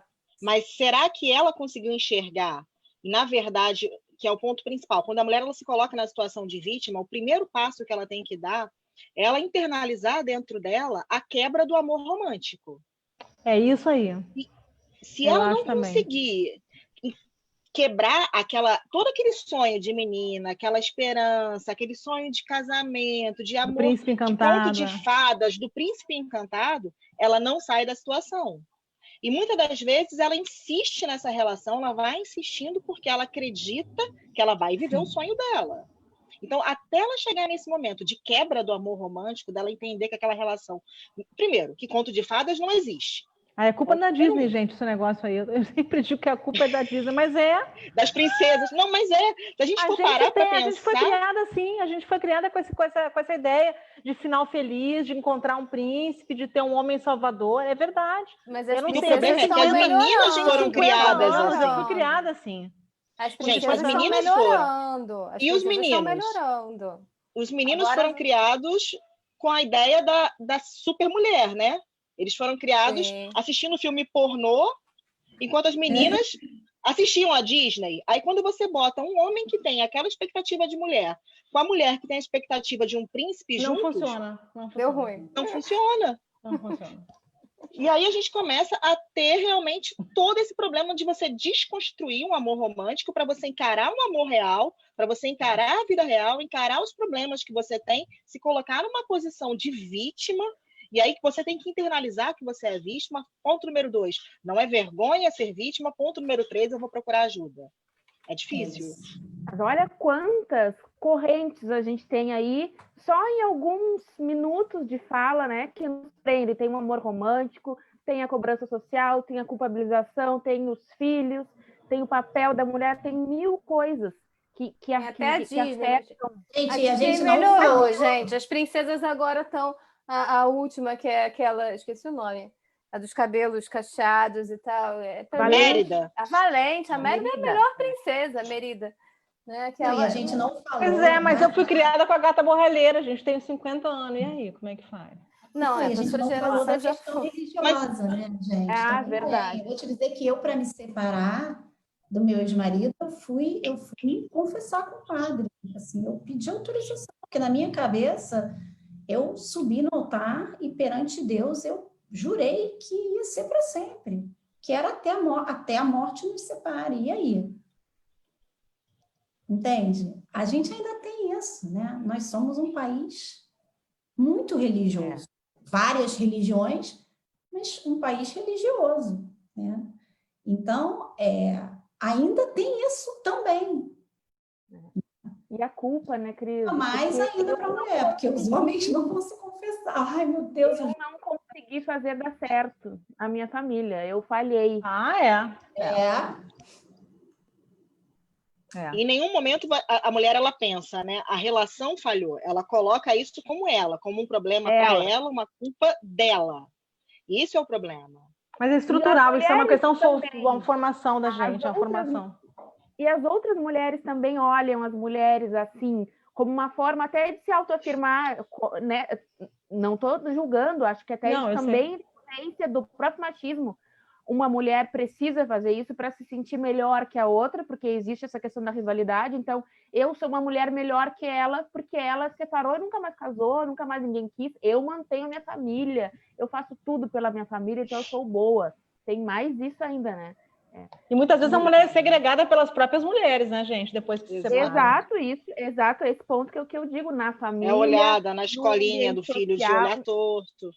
Na escola é o lugar assim, onde a gente mais percebe isso. É impressionante. Chega na festinha dos coleguinhas, parece que porque a pessoa separada, não sei, vai... É uma ameaça. Uma ameaça, vai fazer alguma coisa ali dentro. Ainda mais ela que é bonita, é loura. Nossa, ela vai roubar o meu marido. Exatamente. Socorro! Percebe? Mas isso é um elogio, porque você é uma mulher linda e inteligente. Você sabe. Mas... Aí, na verdade, a gente vê, né, o quanto ainda falta, principalmente aqui, se a gente for pensar na nossa geração para frente, né? Para as gerações que estão acima da gente, das mulheres que estão aí com 35 para mais. Cadê a empatia? Cadê a sororidade? Isso a gente consegue enxergar na nova geração. Mas por que a nossa geração é tão difícil internalizar isso? Por que a gente ainda julga tanto? Acho que vem de um processo de criação, assim, eu como falei, eu sou casada há 14 anos e meu marido tem um grupo de amigos de colégio e tal, que acho que eu e mais uma somos as únicas que acompanharam desde sempre, já se passaram várias vezes, né? Alguns já se casaram, já se separaram e tal. E a gente sempre convida tanto as ex quanto as atuais para as festas. Eu não tô nem aí quem vai. É a maior causadora de confusão, a Viviane. Não, gente, assim, a pessoa se separou, deixou de ser minha amiga, assim, eu continuo amigo dos dois, assim. Vi tocando terror na festa. Mas eu acho que a gente... Eles que entrem no consenso, ver quem vai. Problema deles, assim. Quem tá com filho no dia, se quiser ir com filho, se quiser ir sem filho, vai sem filho. E eu convivo com todas as ex numa boa, assim. E com as atuais também. Que a Bianca colocou como...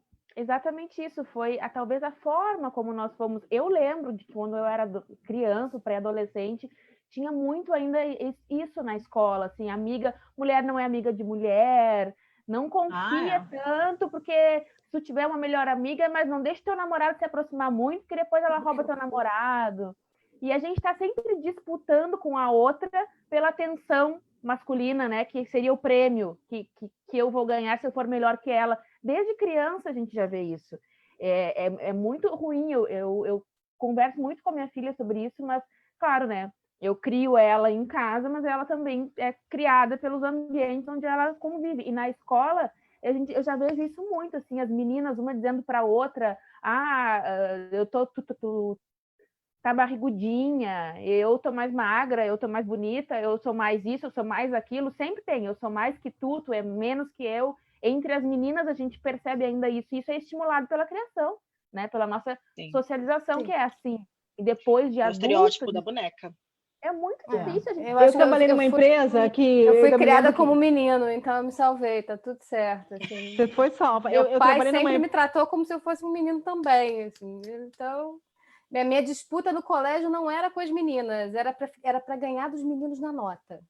Esse era o meu nível de disputa ali. Eu queria arrebentar com eles, principalmente em matemática, assim, que né, tipo, não é coisa de mulher. Nem trabalho com matemática hoje.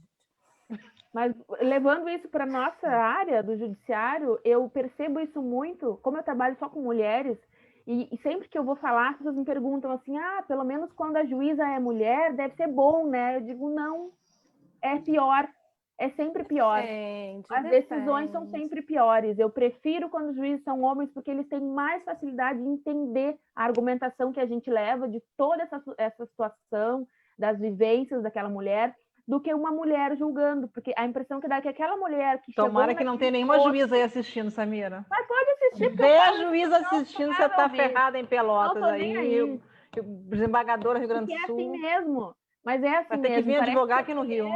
Que alcançou esse posto, né, de poder, que até então era masculino, ela precisa se colocar contra as outras. Então, os julgamentos são sempre mais fortes, mais firmes, assim, mais pesados contra a mulher. Eu percebo isso há muito tempo já.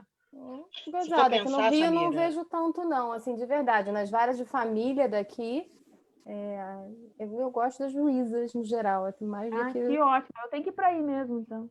O problema é o Ministério Público, tá? O Ministério Público não ajuda, não. Gente, mas... Nas varas criminais do Rio, eu já tive problema com juíza mulher, nas varas criminais do Rio, na época que eu advogava. Eu comecei a advogar muito nova. Comecei a advogar com 22 anos. E logo no criminal. E tinha uma juíza já perto de aposentar, que um dia, na sala de audiência, ela olhou para minha cara e falou: o que essa menininha quer? Mas com deboche. Eu olhei para ela e falei assim: o mesmo que a senhora, doutora, trabalhar. Bem feito. Mas aí você vê que é a questão realmente dela querer se mostrar uma sala na frente de um monte de estagiários, a maioria dos estagiários mais velhos do que eu, ela queria se sentir ali e dizer para assim, tá vendo? Essa daqui tá aqui, sabe Deus por quê. Mas eu acho que tem uma questão, assim, sem generalizar, mas talvez uma questão muito ligada à idade também, assim, a geração, né? O judiciário aqui no Rio, pelo menos, se renovou muito a primeira instância, até o tribunal está se renovando, mas principalmente a primeira instância. Então, o perfil dos juízes já mudou muito em relação ao que era no passado. Isso que você relatou aconteceu, eu era estagiária, e eu tinha um estagiário, a gente trabalhava os dois no escritório, né? Trabalhava muito com o Rafa, e ele entra uma vez, era uma desembargadora, tá? E ele usava um brinquinho. Nossa, ela pegou no pé dele, horrores e tal. E aí ele falou uma coisa também super debochada e fechou a porta. Mas assim, eu acho que tem mais a ver com uma questão de geração, sabe? Eu não consigo isso... não tanto com ser mulher e a questão da geração me incomoda mais. Aqui no Rio Grande do Sul não tem muito essa característica de geração, não. As gerações, como eu moro numa cidade pequena, então geralmente ela é média, eu acho. Samira, você está escura, Samira. Estou tentando falar com alguém para vir acender a luz para mim, que eu não quero levantar daqui, né? Mas eu já vou resolver. Aqui, as juízas são novas. E a gente tem esse problema mesmo, assim, de bem graves, inclusive, de dizer... Eu já escutei coisas numa audiência, por exemplo, assim, de dizer para minha cliente: a senhora está reclamando do quê? A senhora escolheu o pai dos seus filhos? É o que tem. Nossa! Exatamente com essas palavras. Gente, eu queria fazer uma provocação. É o seguinte, a gente até no próximo programa a gente vai estar falando, que é um tema que a gente também está bem em pauta, né? É a questão do racismo. e que é uma questão mesmo no Brasil, principalmente, eu acho que no mundo, mas no Brasil a gente tem uma questão estrutural mesmo relacionada ao racismo. E eu penso que a violência contra a mulher ela também tem uma questão estrutural, né? Porque se a gente for observar alguns anos atrás... Ih, Samira, agora você está bem, tá ótima. E aqui a gente faz tudo ao vivo, viu, gente? Por isso que é bom. Então, eu estava falando que a questão realmente da violência é uma questão, acredito que muito histórica e estrutural, porque eu acredito que na geração dos meus pais, graças a Deus eu tive um lar assim muito, né, que nunca presenciei isso e eu me lembro que fui criada como meu pai falava e minha avó, me lembro muito a frase, que não se bate mulher nem com uma flor. Então, graças a Deus eu não tive essa experiência, mas eu acredito, até porque a gente observa até na própria literatura, na música, no cinema, numa série da questão mesmo, a cultura mesmo, como é que era, que a questão da violência, da mulher sofrer violência, da mulher apanhar, vou falar a palavra mulher apanhar, era uma coisa dada, sentida assim um pouco como natural, assim, que toda mulher gostava de ganhar um tapinha, que isso não era assim, que isso não era nada demais. E até que no advento da Lei Maria da Penha que a gente teve essa mudança, né? Mas eu vejo muito como uma questão estrutural, assim, cultural no país e até assim, como é que eu vou dizer? Isso acredito que ainda existe um pouco. Eu acho que a gente está trabalhando muito essa questão do conceito, né, desse combate toda a violência contra a mulher. Mas eu vejo que é um assunto, né, que é um assunto recente, né, que a nossa geração está trabalhando e provavelmente isso daqui nas próximas gerações já vai ser alguma coisa que vai estar mais consolidada, como a gente está falando do racismo, como a gente fala da homofobia e outras questões que a gente, infelizmente, é obrigado a falar para um dia, talvez a gente nunca mais precisar falar sobre isso, né?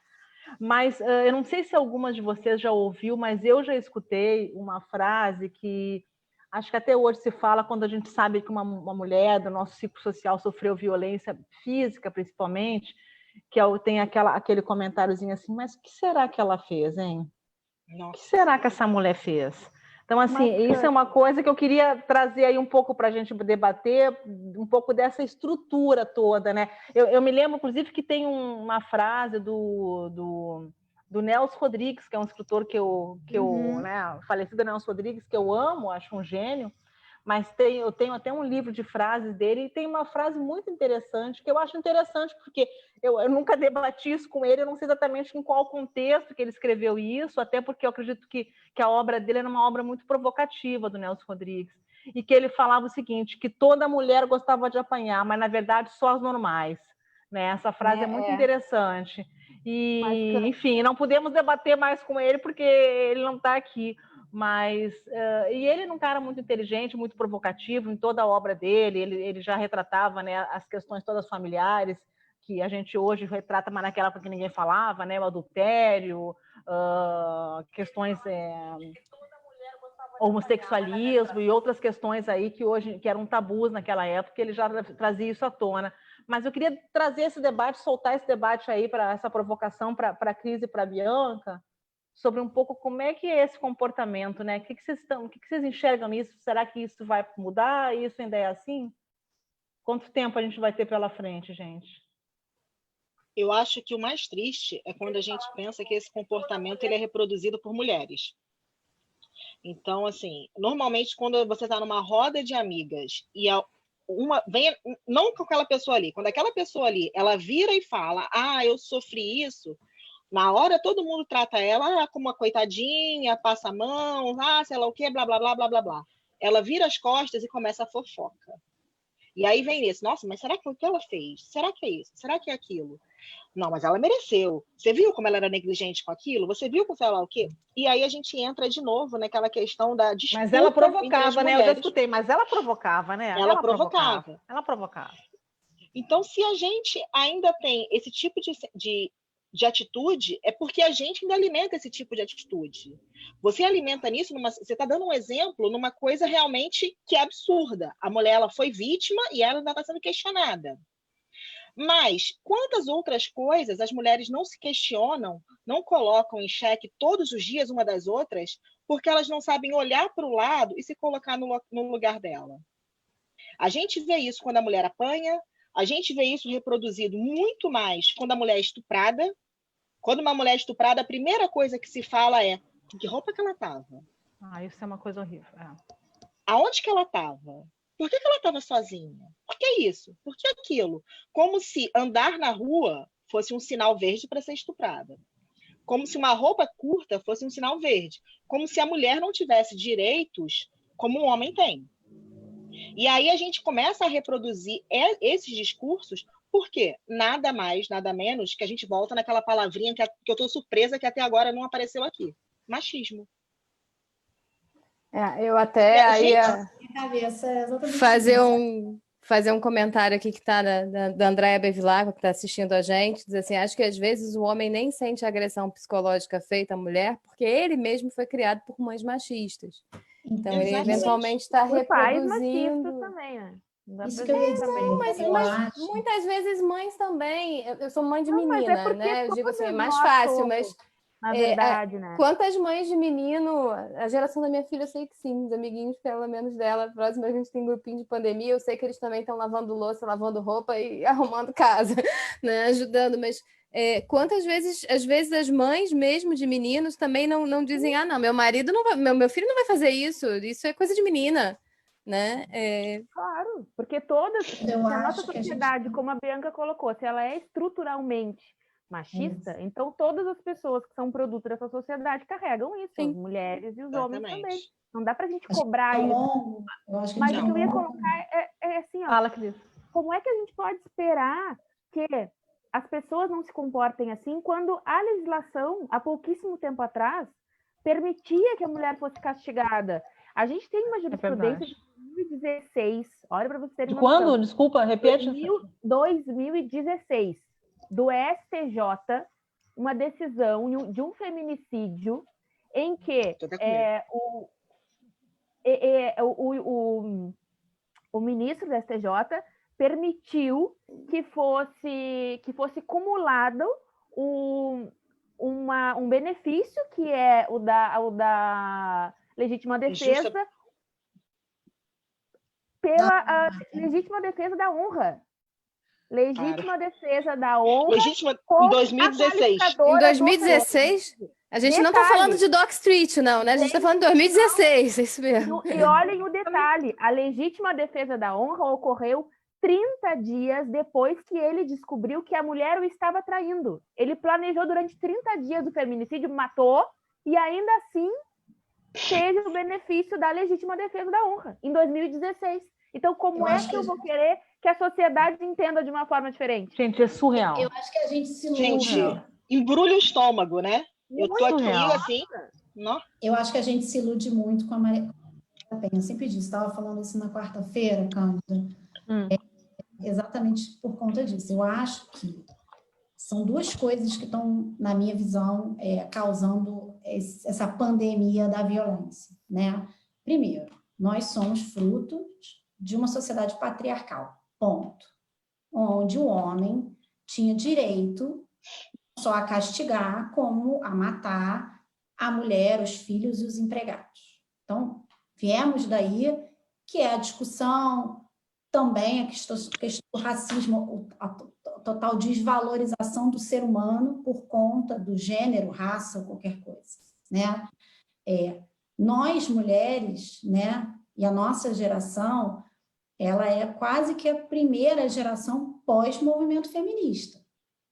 Porque, olha só, as mulheres de antigamente, elas eram propriedade dos homens e elas ficavam quietinhas lá na casa delas, né? Cozinhando, lavando, passando, cuidando dos filhos. Então, assim, elas também não estavam sendo muito desafiadoras a esse conceito masculino. Então, assim, eu tenho interesse de buscar, e não deve nem ter elemento para isso, mas eu acho que a violência contra a mulher deve ter aumentado, sim, porque nós somos um movimento pós-feminismo. Então, assim, mulheres que passaram a trabalhar, mulheres que passaram a querer sair com outras mulheres, mulheres que passaram a querer ter uma individualidade, mas uma sociedade que não evoluiu. Eles foram criados da mesma maneira. E aí foi o que eu estava falando lá na outra live. A Lei Maria, assim, a legislação de família, se você vem analisando as modificações, ela acompanhou as mudanças sociais, de uma certa maneira. Mesmo assim, ainda tem muita barreira. Mas foi fato, mudança, fato, mudança, fato, mudança. A nossa legislação penal, não. Né? O caso da Maria da Penha foi para a Corte Interamericana, o Brasil foi condenado e precisava fazer alguma coisa. E aí veio a lei. Só que veio uma lei com conceitos modernos num país não moderno, num país que não evoluiu socioculturalmente, uma geração de homens que não aprendeu a ver a mulher de forma diferente, que cresceu com aquela mulher, com aquele ideal de mulher que era a mulher que ficava em casa, a mulher que era recatada, a mulher que não queria sair com as outras amigas. Os Bela, homens recatada e do lar. bem, a mulher ficava em casa com os filhos. Então, que isso gerou uma situação de conflito nas relações conjugais absurda e que está estourando, entendeu? Então, eu Artigo, agora nós estamos levando... A minha avó, gente, só lembrei de uma coisa, depois eu estou te interrompendo, depois eu voltava... A minha avó tinha um livro de como ser uma boa esposa. Ela tinha um livro, que era um livro lindo. Eu me lembro que eu queria ter ficado com aquele livro, porque aquilo era uma coisa sensacional. Eu me lembro que ensinava como receber o marido, como organizar a casa.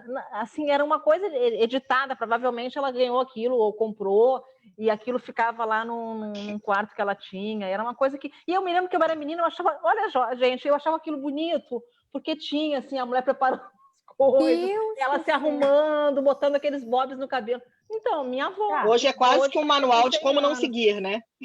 Mas hoje em dia... Olha, eu achava aquilo bonito, porque era ilustrado, eu era pequena, assim, aquilo tinha muita ilustração. Eu achava aquilo super bonito, mas desculpa, eu não pude esquecer da minha avó agora de falar dela. Fala, Cris, senão era importante estar falando. Deixa eu só comentar. Preciso comentar. Hoje em dia a gente não tem livro, mas tem 15 mil perfis no Instagram com este nome e com essas lições, com milhares de seguidoras. Deus do céu. E vocês vão encontrar, inclusive com as roupas que a boa esposa deve vestir. Lojas, gente, lojas de roupas para boas esposas. Para boa esposa não existe isso? Existe. Toda hora aparece para mim no Facebook umas atualizações. Deus do céu. Gente, o algoritmo não está me identificando. O algoritmo não está me vendo como uma boa esposa, porque nunca me mandou esse negócio. Eu não devo estar lá no algoritmo. Então. Gente, mas aqui em casa que nunca me ofereceram isso, porque significa em casa, os livros... Mas eu estou dizendo isso tudo, perfil. Porque eu acho que... E aí os homens morrem de medo de ir para a cadeia. Eles morrem de medo. Então, eles têm que... Eles não se reconhecer como violadores de direitos das mulheres para eles não irem presos. Entende? Então, na verdade, por que eu tenho focado muito assim, olha, a ONG, vamos aqui, nós não tratamos dessa culpabilização, porque, na verdade, a gente precisa, de novo, eles aprenderam padrão, são padrões adquiridos, né? E a gente precisa que eles sejam dispostos a mudar, a ver determinadas coisas de forma diferente. Então, eu acho que tem que ser uma campanha de denuncie, sim. Eu acho que é crime, tem que ser denunciado, sim. Mas, ao mesmo tempo, o que eu acho que a gente tem que pensar estrategicamente é como fazer com que os homens, mesmo os machistas, sejam...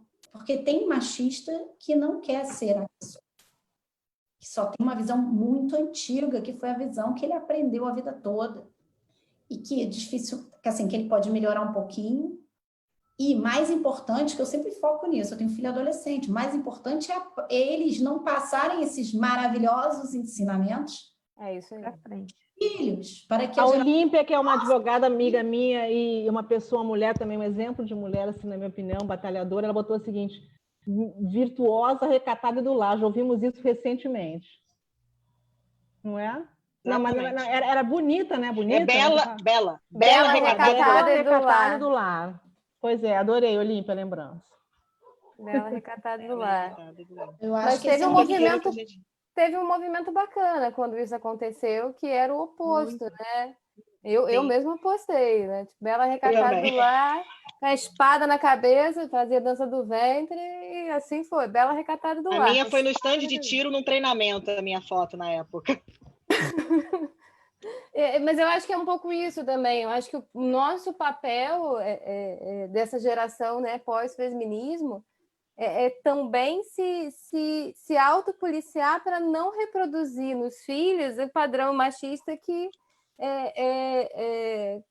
incomoda a gente. E aí, mais uma vez, eu repito, eu tenho uma menina, para mim é muito mais fácil. Né? Eu acho que isso talvez seja um desafio muito maior para as mães de menino. Sabe que eu acho que não? Eu acho que o desafio é o mesmo. Eu Porque eu acho que quando a gente tem uma menina, a gente também tem que fazer ela entender o problema do machismo. Porque ela vai lidar com o machismo como vítima. Sim, e, na verdade, a gente mesma, né? Eu falo, eu tenho 39 anos. Eu tenho uma criação machista, como eu acredito que quase todo mundo tem. Então, todos os dias a gente tem que se reconstruir. A gente tem que combater aquele machismo que às vezes a gente tem internalizado dentro da gente. Você fala que não. Assim, eu sou filha de militar, sou a filha caçula. Meu pai única de militar. Meu pai é uma exceção.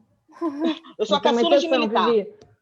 E meu pai queria um menino. Então, ele me deu margens para eu fazer tudo que eu quisesse fazer.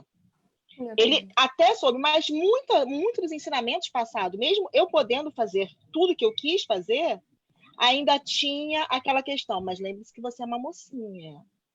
Não, meu pai nunca uma mocinha. Isso. Lembre-se disso. Olha, para menina, não é bonito fazer isso. Olha como é que você vai sentar. Olha como é que você vai sentar. Negócio de sentar, eu me lembro. Sentar com a perninha fechadinha. Não fala gente, eu falo alto, isso fala baixo. Eu tenho que confessar, eu tenho um casal, mas eu falo, como vai sentar, eu falo, eu tenho que confessar. Não, gente, mas assim, eu acho que também uma coisa seguinte, não tem a ver com machismo, eu acho que, assim, ai, tenho medo de falar essa frase, que posso levar uma pedrada, que tá sendo, eu não tô, não é machismo, porque quem me conhece sabe que eu não sou machista. Não, empatia, não julgamento. Mas existem, assim, aí eu tô falando o seguinte, eu sou uma mulher, né, feminista, independente, enfim, mas quando eventualmente eu vou sair com uma pessoa e tal, se o homem abrir a porta do carro para mim, eu vou achar gentil, gente. Eu não acho que isso é um problema, o homem abrir a porta do carro, o homem te ceder a vez, puxar a cadeira. Eu não vejo isso como acho que tem questões de comportamento que não passam por machismo, que são bonitas, que são de cordialidade. Comportamento. Eu provavelmente eu não vou esperar a filha sentar com a perninha. Eu também acho que não é, enfim, que você pode educar a tua filha para sentar bonitinha, mas princesinha não significa que ela vai ser dependente, que ela não vai, não, eu acho que a minha eu já desisti há muito tempo. Eu comprei um monte de short para botar embaixo do vestido, que é mais fácil. Para não parecer a calcinha, enfim. É mais fácil, desistir de fazer sentar direito não senta de jeito nenhum. Então bota um shortinho que resolve, entendeu? Mais fácil. Então, enfim, eu também detesto vestido de olhar. Eu acho que o problema está em quando a gente tem esse tipo de olhar e a gente coloca isso nas crianças, nas meninas, de certa forma, a gente está repetindo um comportamento que é o de dominar, o de controlar o corpo da mulher. Se eu faço isso também com o meu filho, e ele é menino, eu digo para ele, senta direitinho e fecha a perna, tudo bem. Agora, se eu não faço, é uma forma de controlar aquele corpo, porque é um corpo feminino. E isso, neste momento, pode não ter problema, porque é um comportamento normal. Mas o que ele acarreta depois, inclusive dessa menina, sentir necessidade de se adequar o seu corpo às formas e aos comportamentos que esperam dela, que depois pode ser sexual, pode, dentro de um casamento, inclusive, pode ser fazendo dieta louca, pode ser com diversas coisas. Eu acho que esse é o problema. É a mesma coisa que abrir a porta do carro. Não tem problema, uma gentileza. O problema é se isso vir de alguém que faz isso porque tem essa necessidade de se mostrar alguém capaz de controlar a tua vida a partir dali. Então, tu é uma pessoa incapaz disso. Né? Aí é que está o problema, eu acho. São os limites entre uma coisa e a outra. Né? Os limites é o problema. Mas que eu adoro que abram uma porta do carro para mim, eu gosto. Eu nem dou chance. Quando a pessoa está saindo, eu já tô lá fora. Fica a dica. Coitada, nem consegue, porque quando a pessoa já está, eu já tô lá fora. Já foi. Jura? Ah, eu gosto. Juro, esperto. Se bem que Tô junto agora com você, Cândida, eu também gosto. Eu agora, esse negócio, Eu 3 também. meses na quarentena. Eu adoro, porque eu tô sempre cansada, quanto mais coisa Eu fizer, adoro. eu adoro. Que abra a porta, puxa a cadeira. Meninos, isso é bonito, sim. Mas eu vejo como gentileza e galanteio. Eu não consigo enxergar isso. Galanteio, gente. Galanteio, tá ótimo. Gente, eu acho que a gente pode partir para o nosso encerramento, né? Estamos aqui 1h40. Eu vou fazer Nossa, só O minha... papo tá tão bom, Nossa, o papo tá passa tão bom que rápido, né? a gente até esqueceu que tá ao vivo, né? Eu tenho hora que eu esqueço. Eu vou fazer só uma última provocação, né? E até porque vou motivar, né? Quando eu divulguei hoje, eu tenho uma listinha de transmissão e tal, e veio exatamente um comentário nessa linha, que é um pouco do bom e velho ditado, né? Que a pessoa falou assim, que legal, eu precisei denunciar aqui no prédio um casal e tal, que eu estava sentindo, que é aquela velho ditado em briga de marido e mulher, Briga de marido e ninguém mulher. mete a colher. Mete ou não mete? Fica a provocação. Nossa, briga de Tem marido muito, e mulher... Eu costumo sempre dizer, briga de marido e mulher, a gente não mete a colher, não. A gente mete o faqueiro inteiro e vai com tudo. Isso aí. Vai sim, a gente não pode ser omisso. Inclusive, eu vou dar só um exemplo agora, aqui de Minas, é uma lei recente, que saiu agora na época de pandemia. Essa, acho que eu nem te contei ainda, Cândida. Agora, os síndicos de condomínio, eles são obrigados a notificarem os casos de violência doméstica que chegarem no ouvido deles.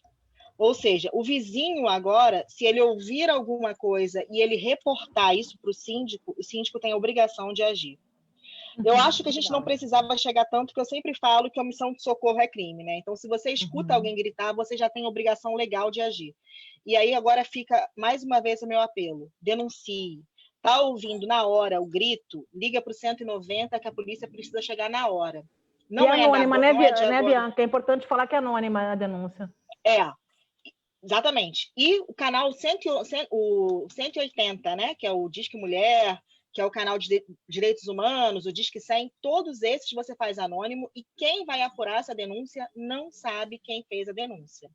Chega para mim todos os dias denúncias para apurarem, para mim só vem horário e número de protocolo. Não vem nome de denunciante. Mas é o 190, o pau está quebrando. Liga para o 190 ou liga para o 180? 190. O pau está quebrando? 190.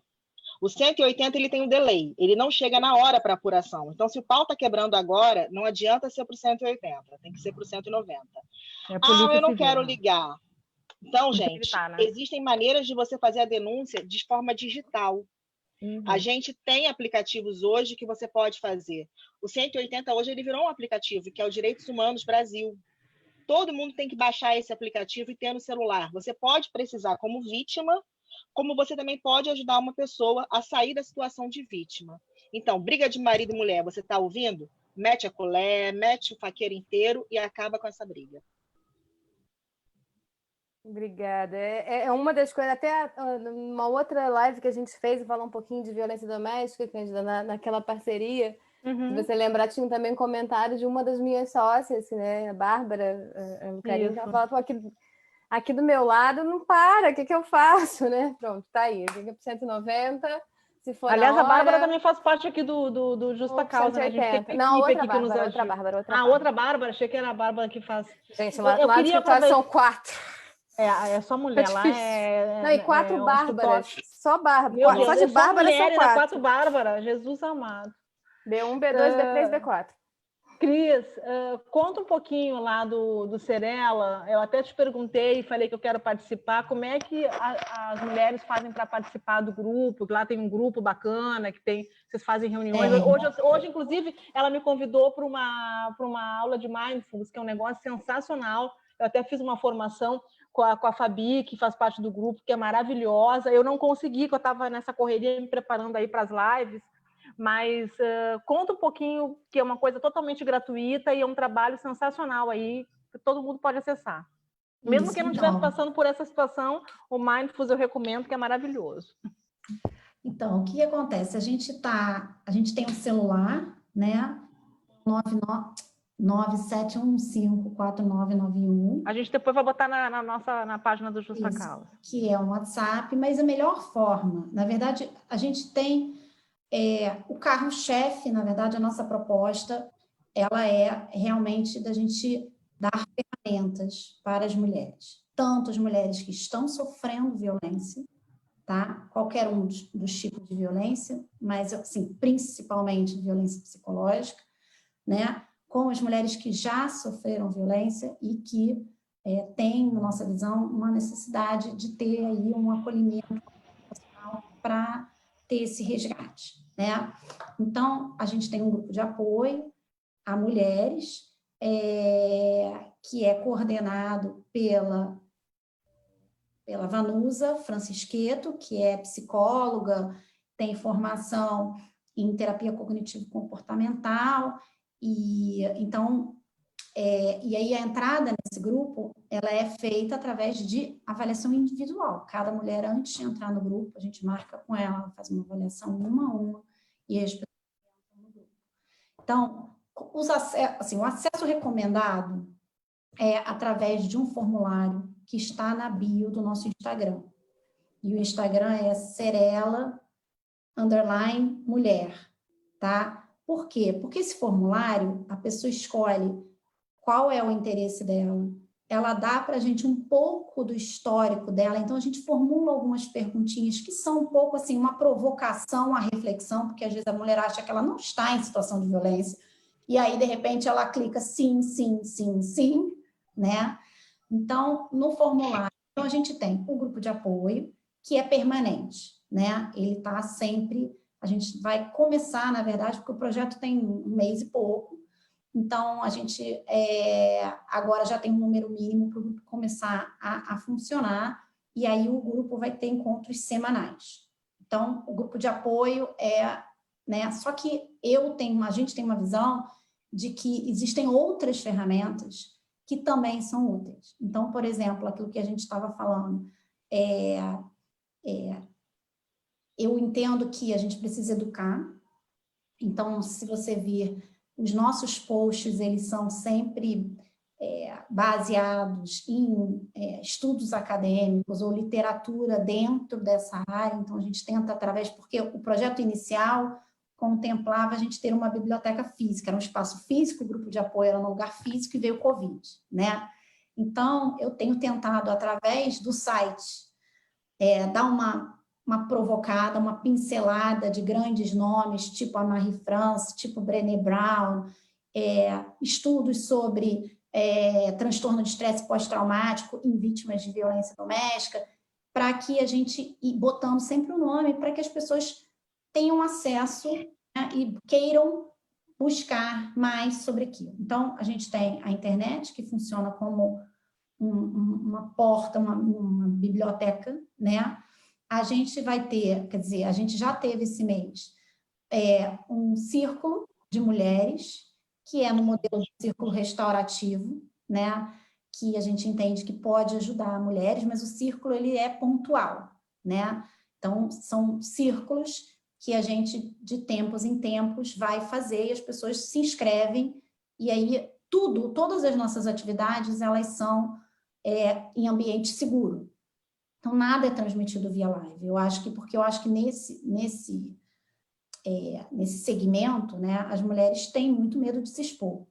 Então, eu acho que assim, a gente vê muita live tratando do tema, como a gente está tratando aqui, mas uma mulher entrar e abrir a sua situação, conversar, isso, na minha visão, não dá para ser feito como live. E aí, de novo, Maravilhoso isso.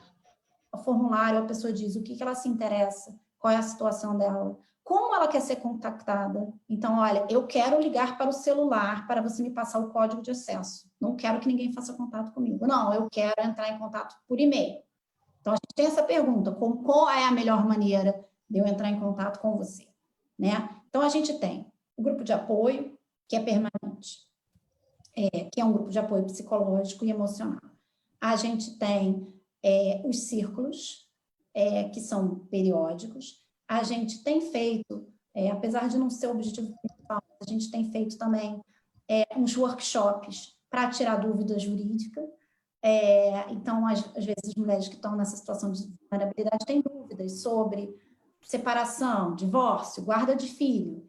Então, a gente também tem feito eventos pontuais para essas mulheres poderem entrar, tirar suas dúvidas, né?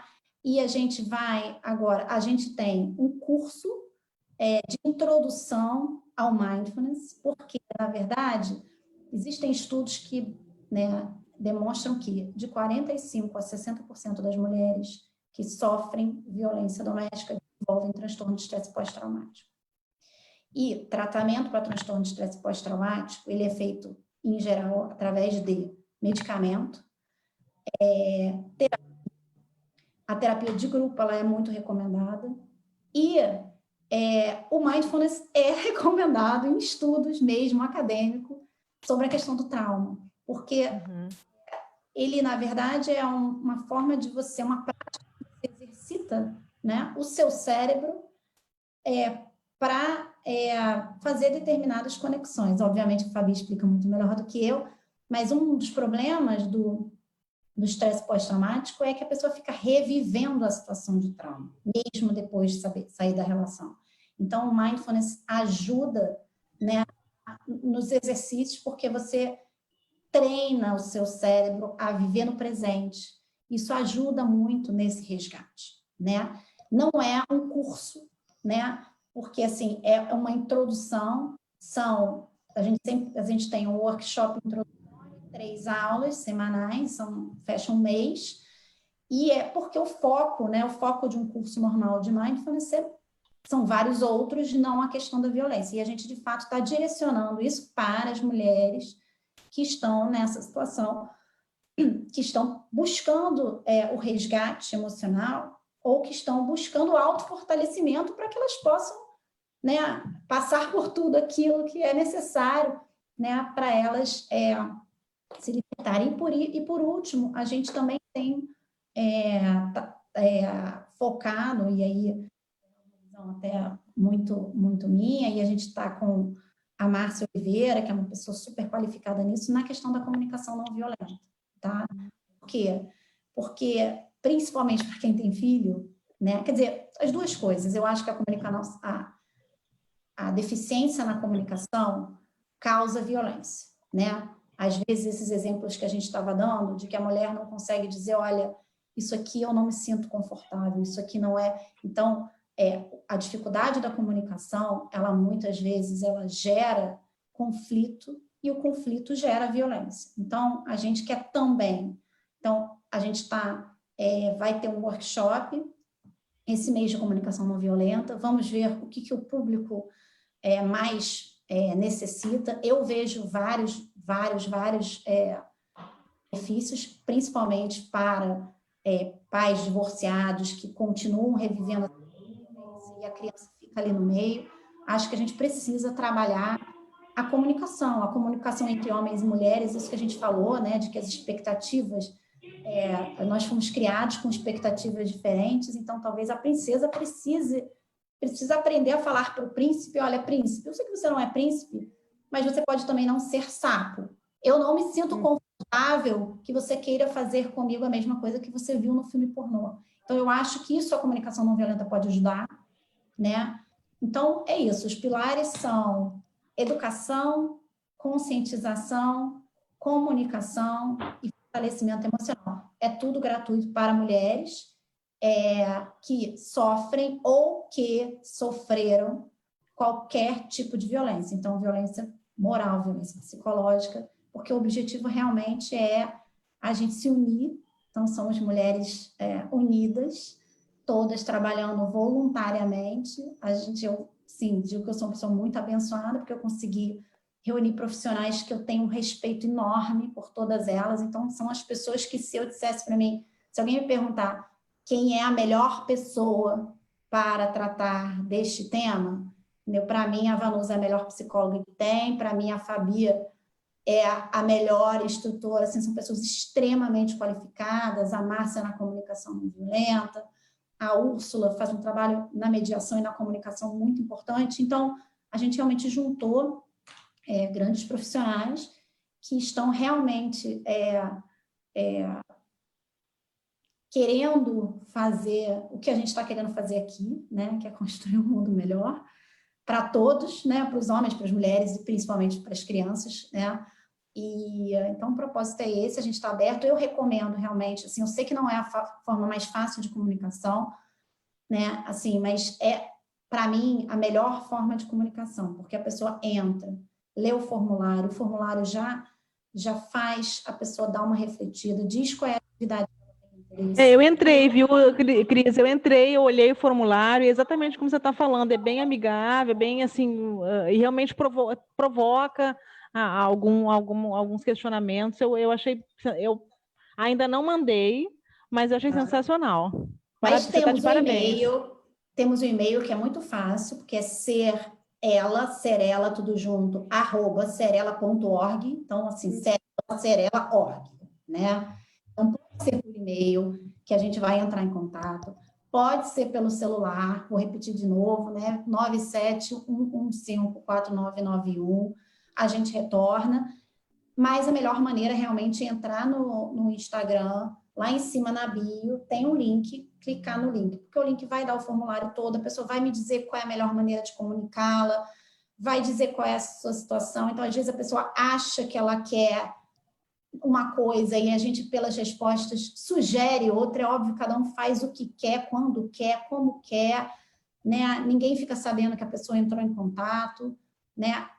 Aí, se inscrevendo, a gente entra em contato, a gente, um pouco antes do evento, manda um link para o evento, que é fechado só para quem se inscreveu. Então, de uma certa forma, os eventos são meio abertos. Por exemplo, o Mindfulness, teve gente que se inscreveu e pelas respostas eu vi que, assim, não estava dentro do propósito do grupo. Então, assim, se é uma pessoa que está querendo estudar, ok. Mas se é só uma pessoa que... Porque, assim, a gente realmente tem muito mais do que ter muitos seguidores, a gente quer realmente que as mulheres sintam que elas estão seguras ali, que elas estão...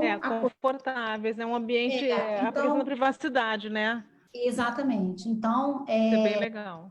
Então, a gente realmente... Então, o ingresso nas atividades é burocrático porque a gente não quer expor quem está ali dentro. Eu quero que quem entra saiba que infelizmente, eu não tenho um link na bio que a pessoa pode chegar 5 minutos antes e falar, oba, vou participar dessa atividade. Porque se eu fizer isso, pode entrar homem, pode entrar pessoas mal intencionadas para entrar lá e xingar essas mulheres, porque tem cada coisa... É uma maneira de você proteger, eu acho bem... uma coisa que é importante... O acesso ele não é tão facilitado por conta do propósito, que é realmente a gente ter um ambiente seguro, né, sigiloso, em que as mulheres possam ter ferramentas de autoconhecimento, de autofortalecimento e de dividir, né, essa situação toda para a gente conseguir acabar não, né, mas enfim, a gente trabalhar a questão da vulnerabilidade e do fortalecimento emocional. Qualquer dúvida também, gente, para quem está nos assistindo e não conseguiu pegar os detalhes aí que a Cris passou, a gente tem, né, o nosso canal do Justa Causa, tanto o Message, que é um canal que a gente responde, a gente tem o e-mail também, que está na nossa página do Justa Causa. Então, qualquer dúvida com relação aos temas que a gente tem tratado aqui, os de hoje, dos nossos outros encontros, vocês podem entrar em contato, que a gente encaminha aí os dados da Cris, a gente manda o material, as dicas também que a Bianca deu com relação aos aplicativos de denúncia. Então, a gente funciona também como esse canal de comunicação entre os nossos convidados, não só no Facebook, como também no nosso Instagram, também do Justa Causa, que também pelo direct a gente está respondendo quem tiver alguma dúvida. Acho que a gente vai ter que encerrar, né, meninas? Senão já está meio que no horário. Aí, só para lembrar, né, que na semana que vem a gente vai estar debatendo o tema realmente, né, do racismo e principalmente, né, no que diz respeito às mulheres, né, que a gente sabe que são muito afetadas, né, com a questão. Então, a gente vai ter 2 convidados especiais que a gente vai estar anunciando aí nos próximos dias e com certeza vai ser um tema bem, bem importante, bem legal para a gente estar debatendo. Eu já vou agradecer a Cris por ter aceito o nosso convite, por estar aqui. Conheci também recentemente e já sou fã do trabalho aí que vocês estão fazendo. A Fabi eu tive o prazer de conhecer pessoalmente, que é colaboradora lá do Mindfulness. Fiz um curso com ela na Firjan, que foi maravilhoso, e eu recomendo para quem quiser conhecer essa prática, é uma prática sensacional. E precisar, a gente está aqui para continuar falando. Provavelmente a gente vai acabar se encontrando em outros lives, em outros encontros. A Bianca eu já conhecia de um live que a gente fez maravilhoso há uns meses atrás e me marcou. Eu até me lembro que fiquei muito emocionada naquela ocasião com aquele live. E que bom que você está de novo aqui com a gente hoje, aí participando da... Você sabe que ali começou e depois é que veio a ideia da gente, eu conversando com a Viviane, com a Samira, a gente teve a ideia e começou o Justa Causa, e é uma continuidade, né, desse trabalho e outros que a gente já, cada uma já fazia, e aí a gente se reuniu. Então agora já é um filhote aí de tudo isso que a gente estava fazendo. Obrigada, Bianca, por estar aqui mais uma vez. Também espero que a gente esteja novamente juntas aí em breve. Um beijinho para você especial. Vou me despedir aqui, vou deixar as meninas se despedirem também.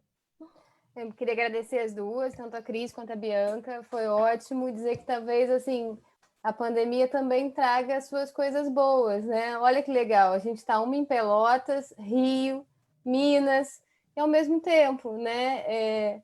E tirando a Cândida, que eu tive o prazer de conhecer pessoalmente poucos dias antes da gente entrar em quarentena. E muito, muito, muito. A gente se aproximou muito mais durante a quarentena do que antes, né? É verdade, é verdade.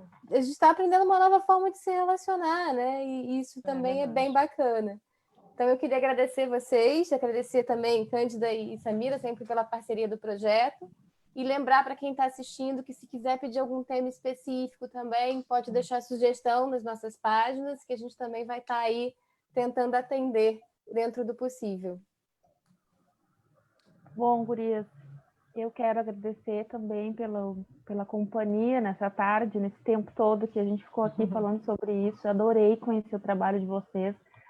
Queria dizer que esse é o meu ramo de maior atuação com mulheres vítimas de violência, então é uma luta muito grande que a gente tem aqui já há muito tempo, e eu fiquei muito feliz, muito mesmo, de conhecer o trabalho de vocês aí e ver que são pessoas, mulheres que estão no mesmo caminho, nessa mesma luta, com um pensamento parecido, com as ideias também parecidas, que entendem as coisas da maneira como a gente também entende aqui, e de certa forma dá meio que uma luzinha assim no fim do túnel, nesse momento que a gente vai quase, né, de vez em quando assim, meio que bambeando e perdendo um pouco da esperança quando a gente vê as notícias e o quanto as coisas que são para melhorar estão piorando, enfim. Mas dá muita força, acho que a palavra é essa, dá muita força saber que tem vocês aí fazendo esse trabalho, dedicando também o tempo, a energia e a vida de vocês para isso, como eu faço aqui do meu lado também. Então, fiquei muito, muito satisfeita com essa nossa conversa de hoje, adorei conhecer vocês, só tenho a agradecer por essa tarde, pelas palavras, pelo carinho, por tudo, por terem aceitado participar, e a Cândida e a Vivi por terem me permitido participar desse projeto e, através dele, vir a conhecer vocês e tantas outras pessoas que a gente está tendo a oportunidade de conhecer por aqui. Um beijão, um bom final de semana para vocês e é isso aí. Obrigada, gente. Tchau, tchau. Obrigada.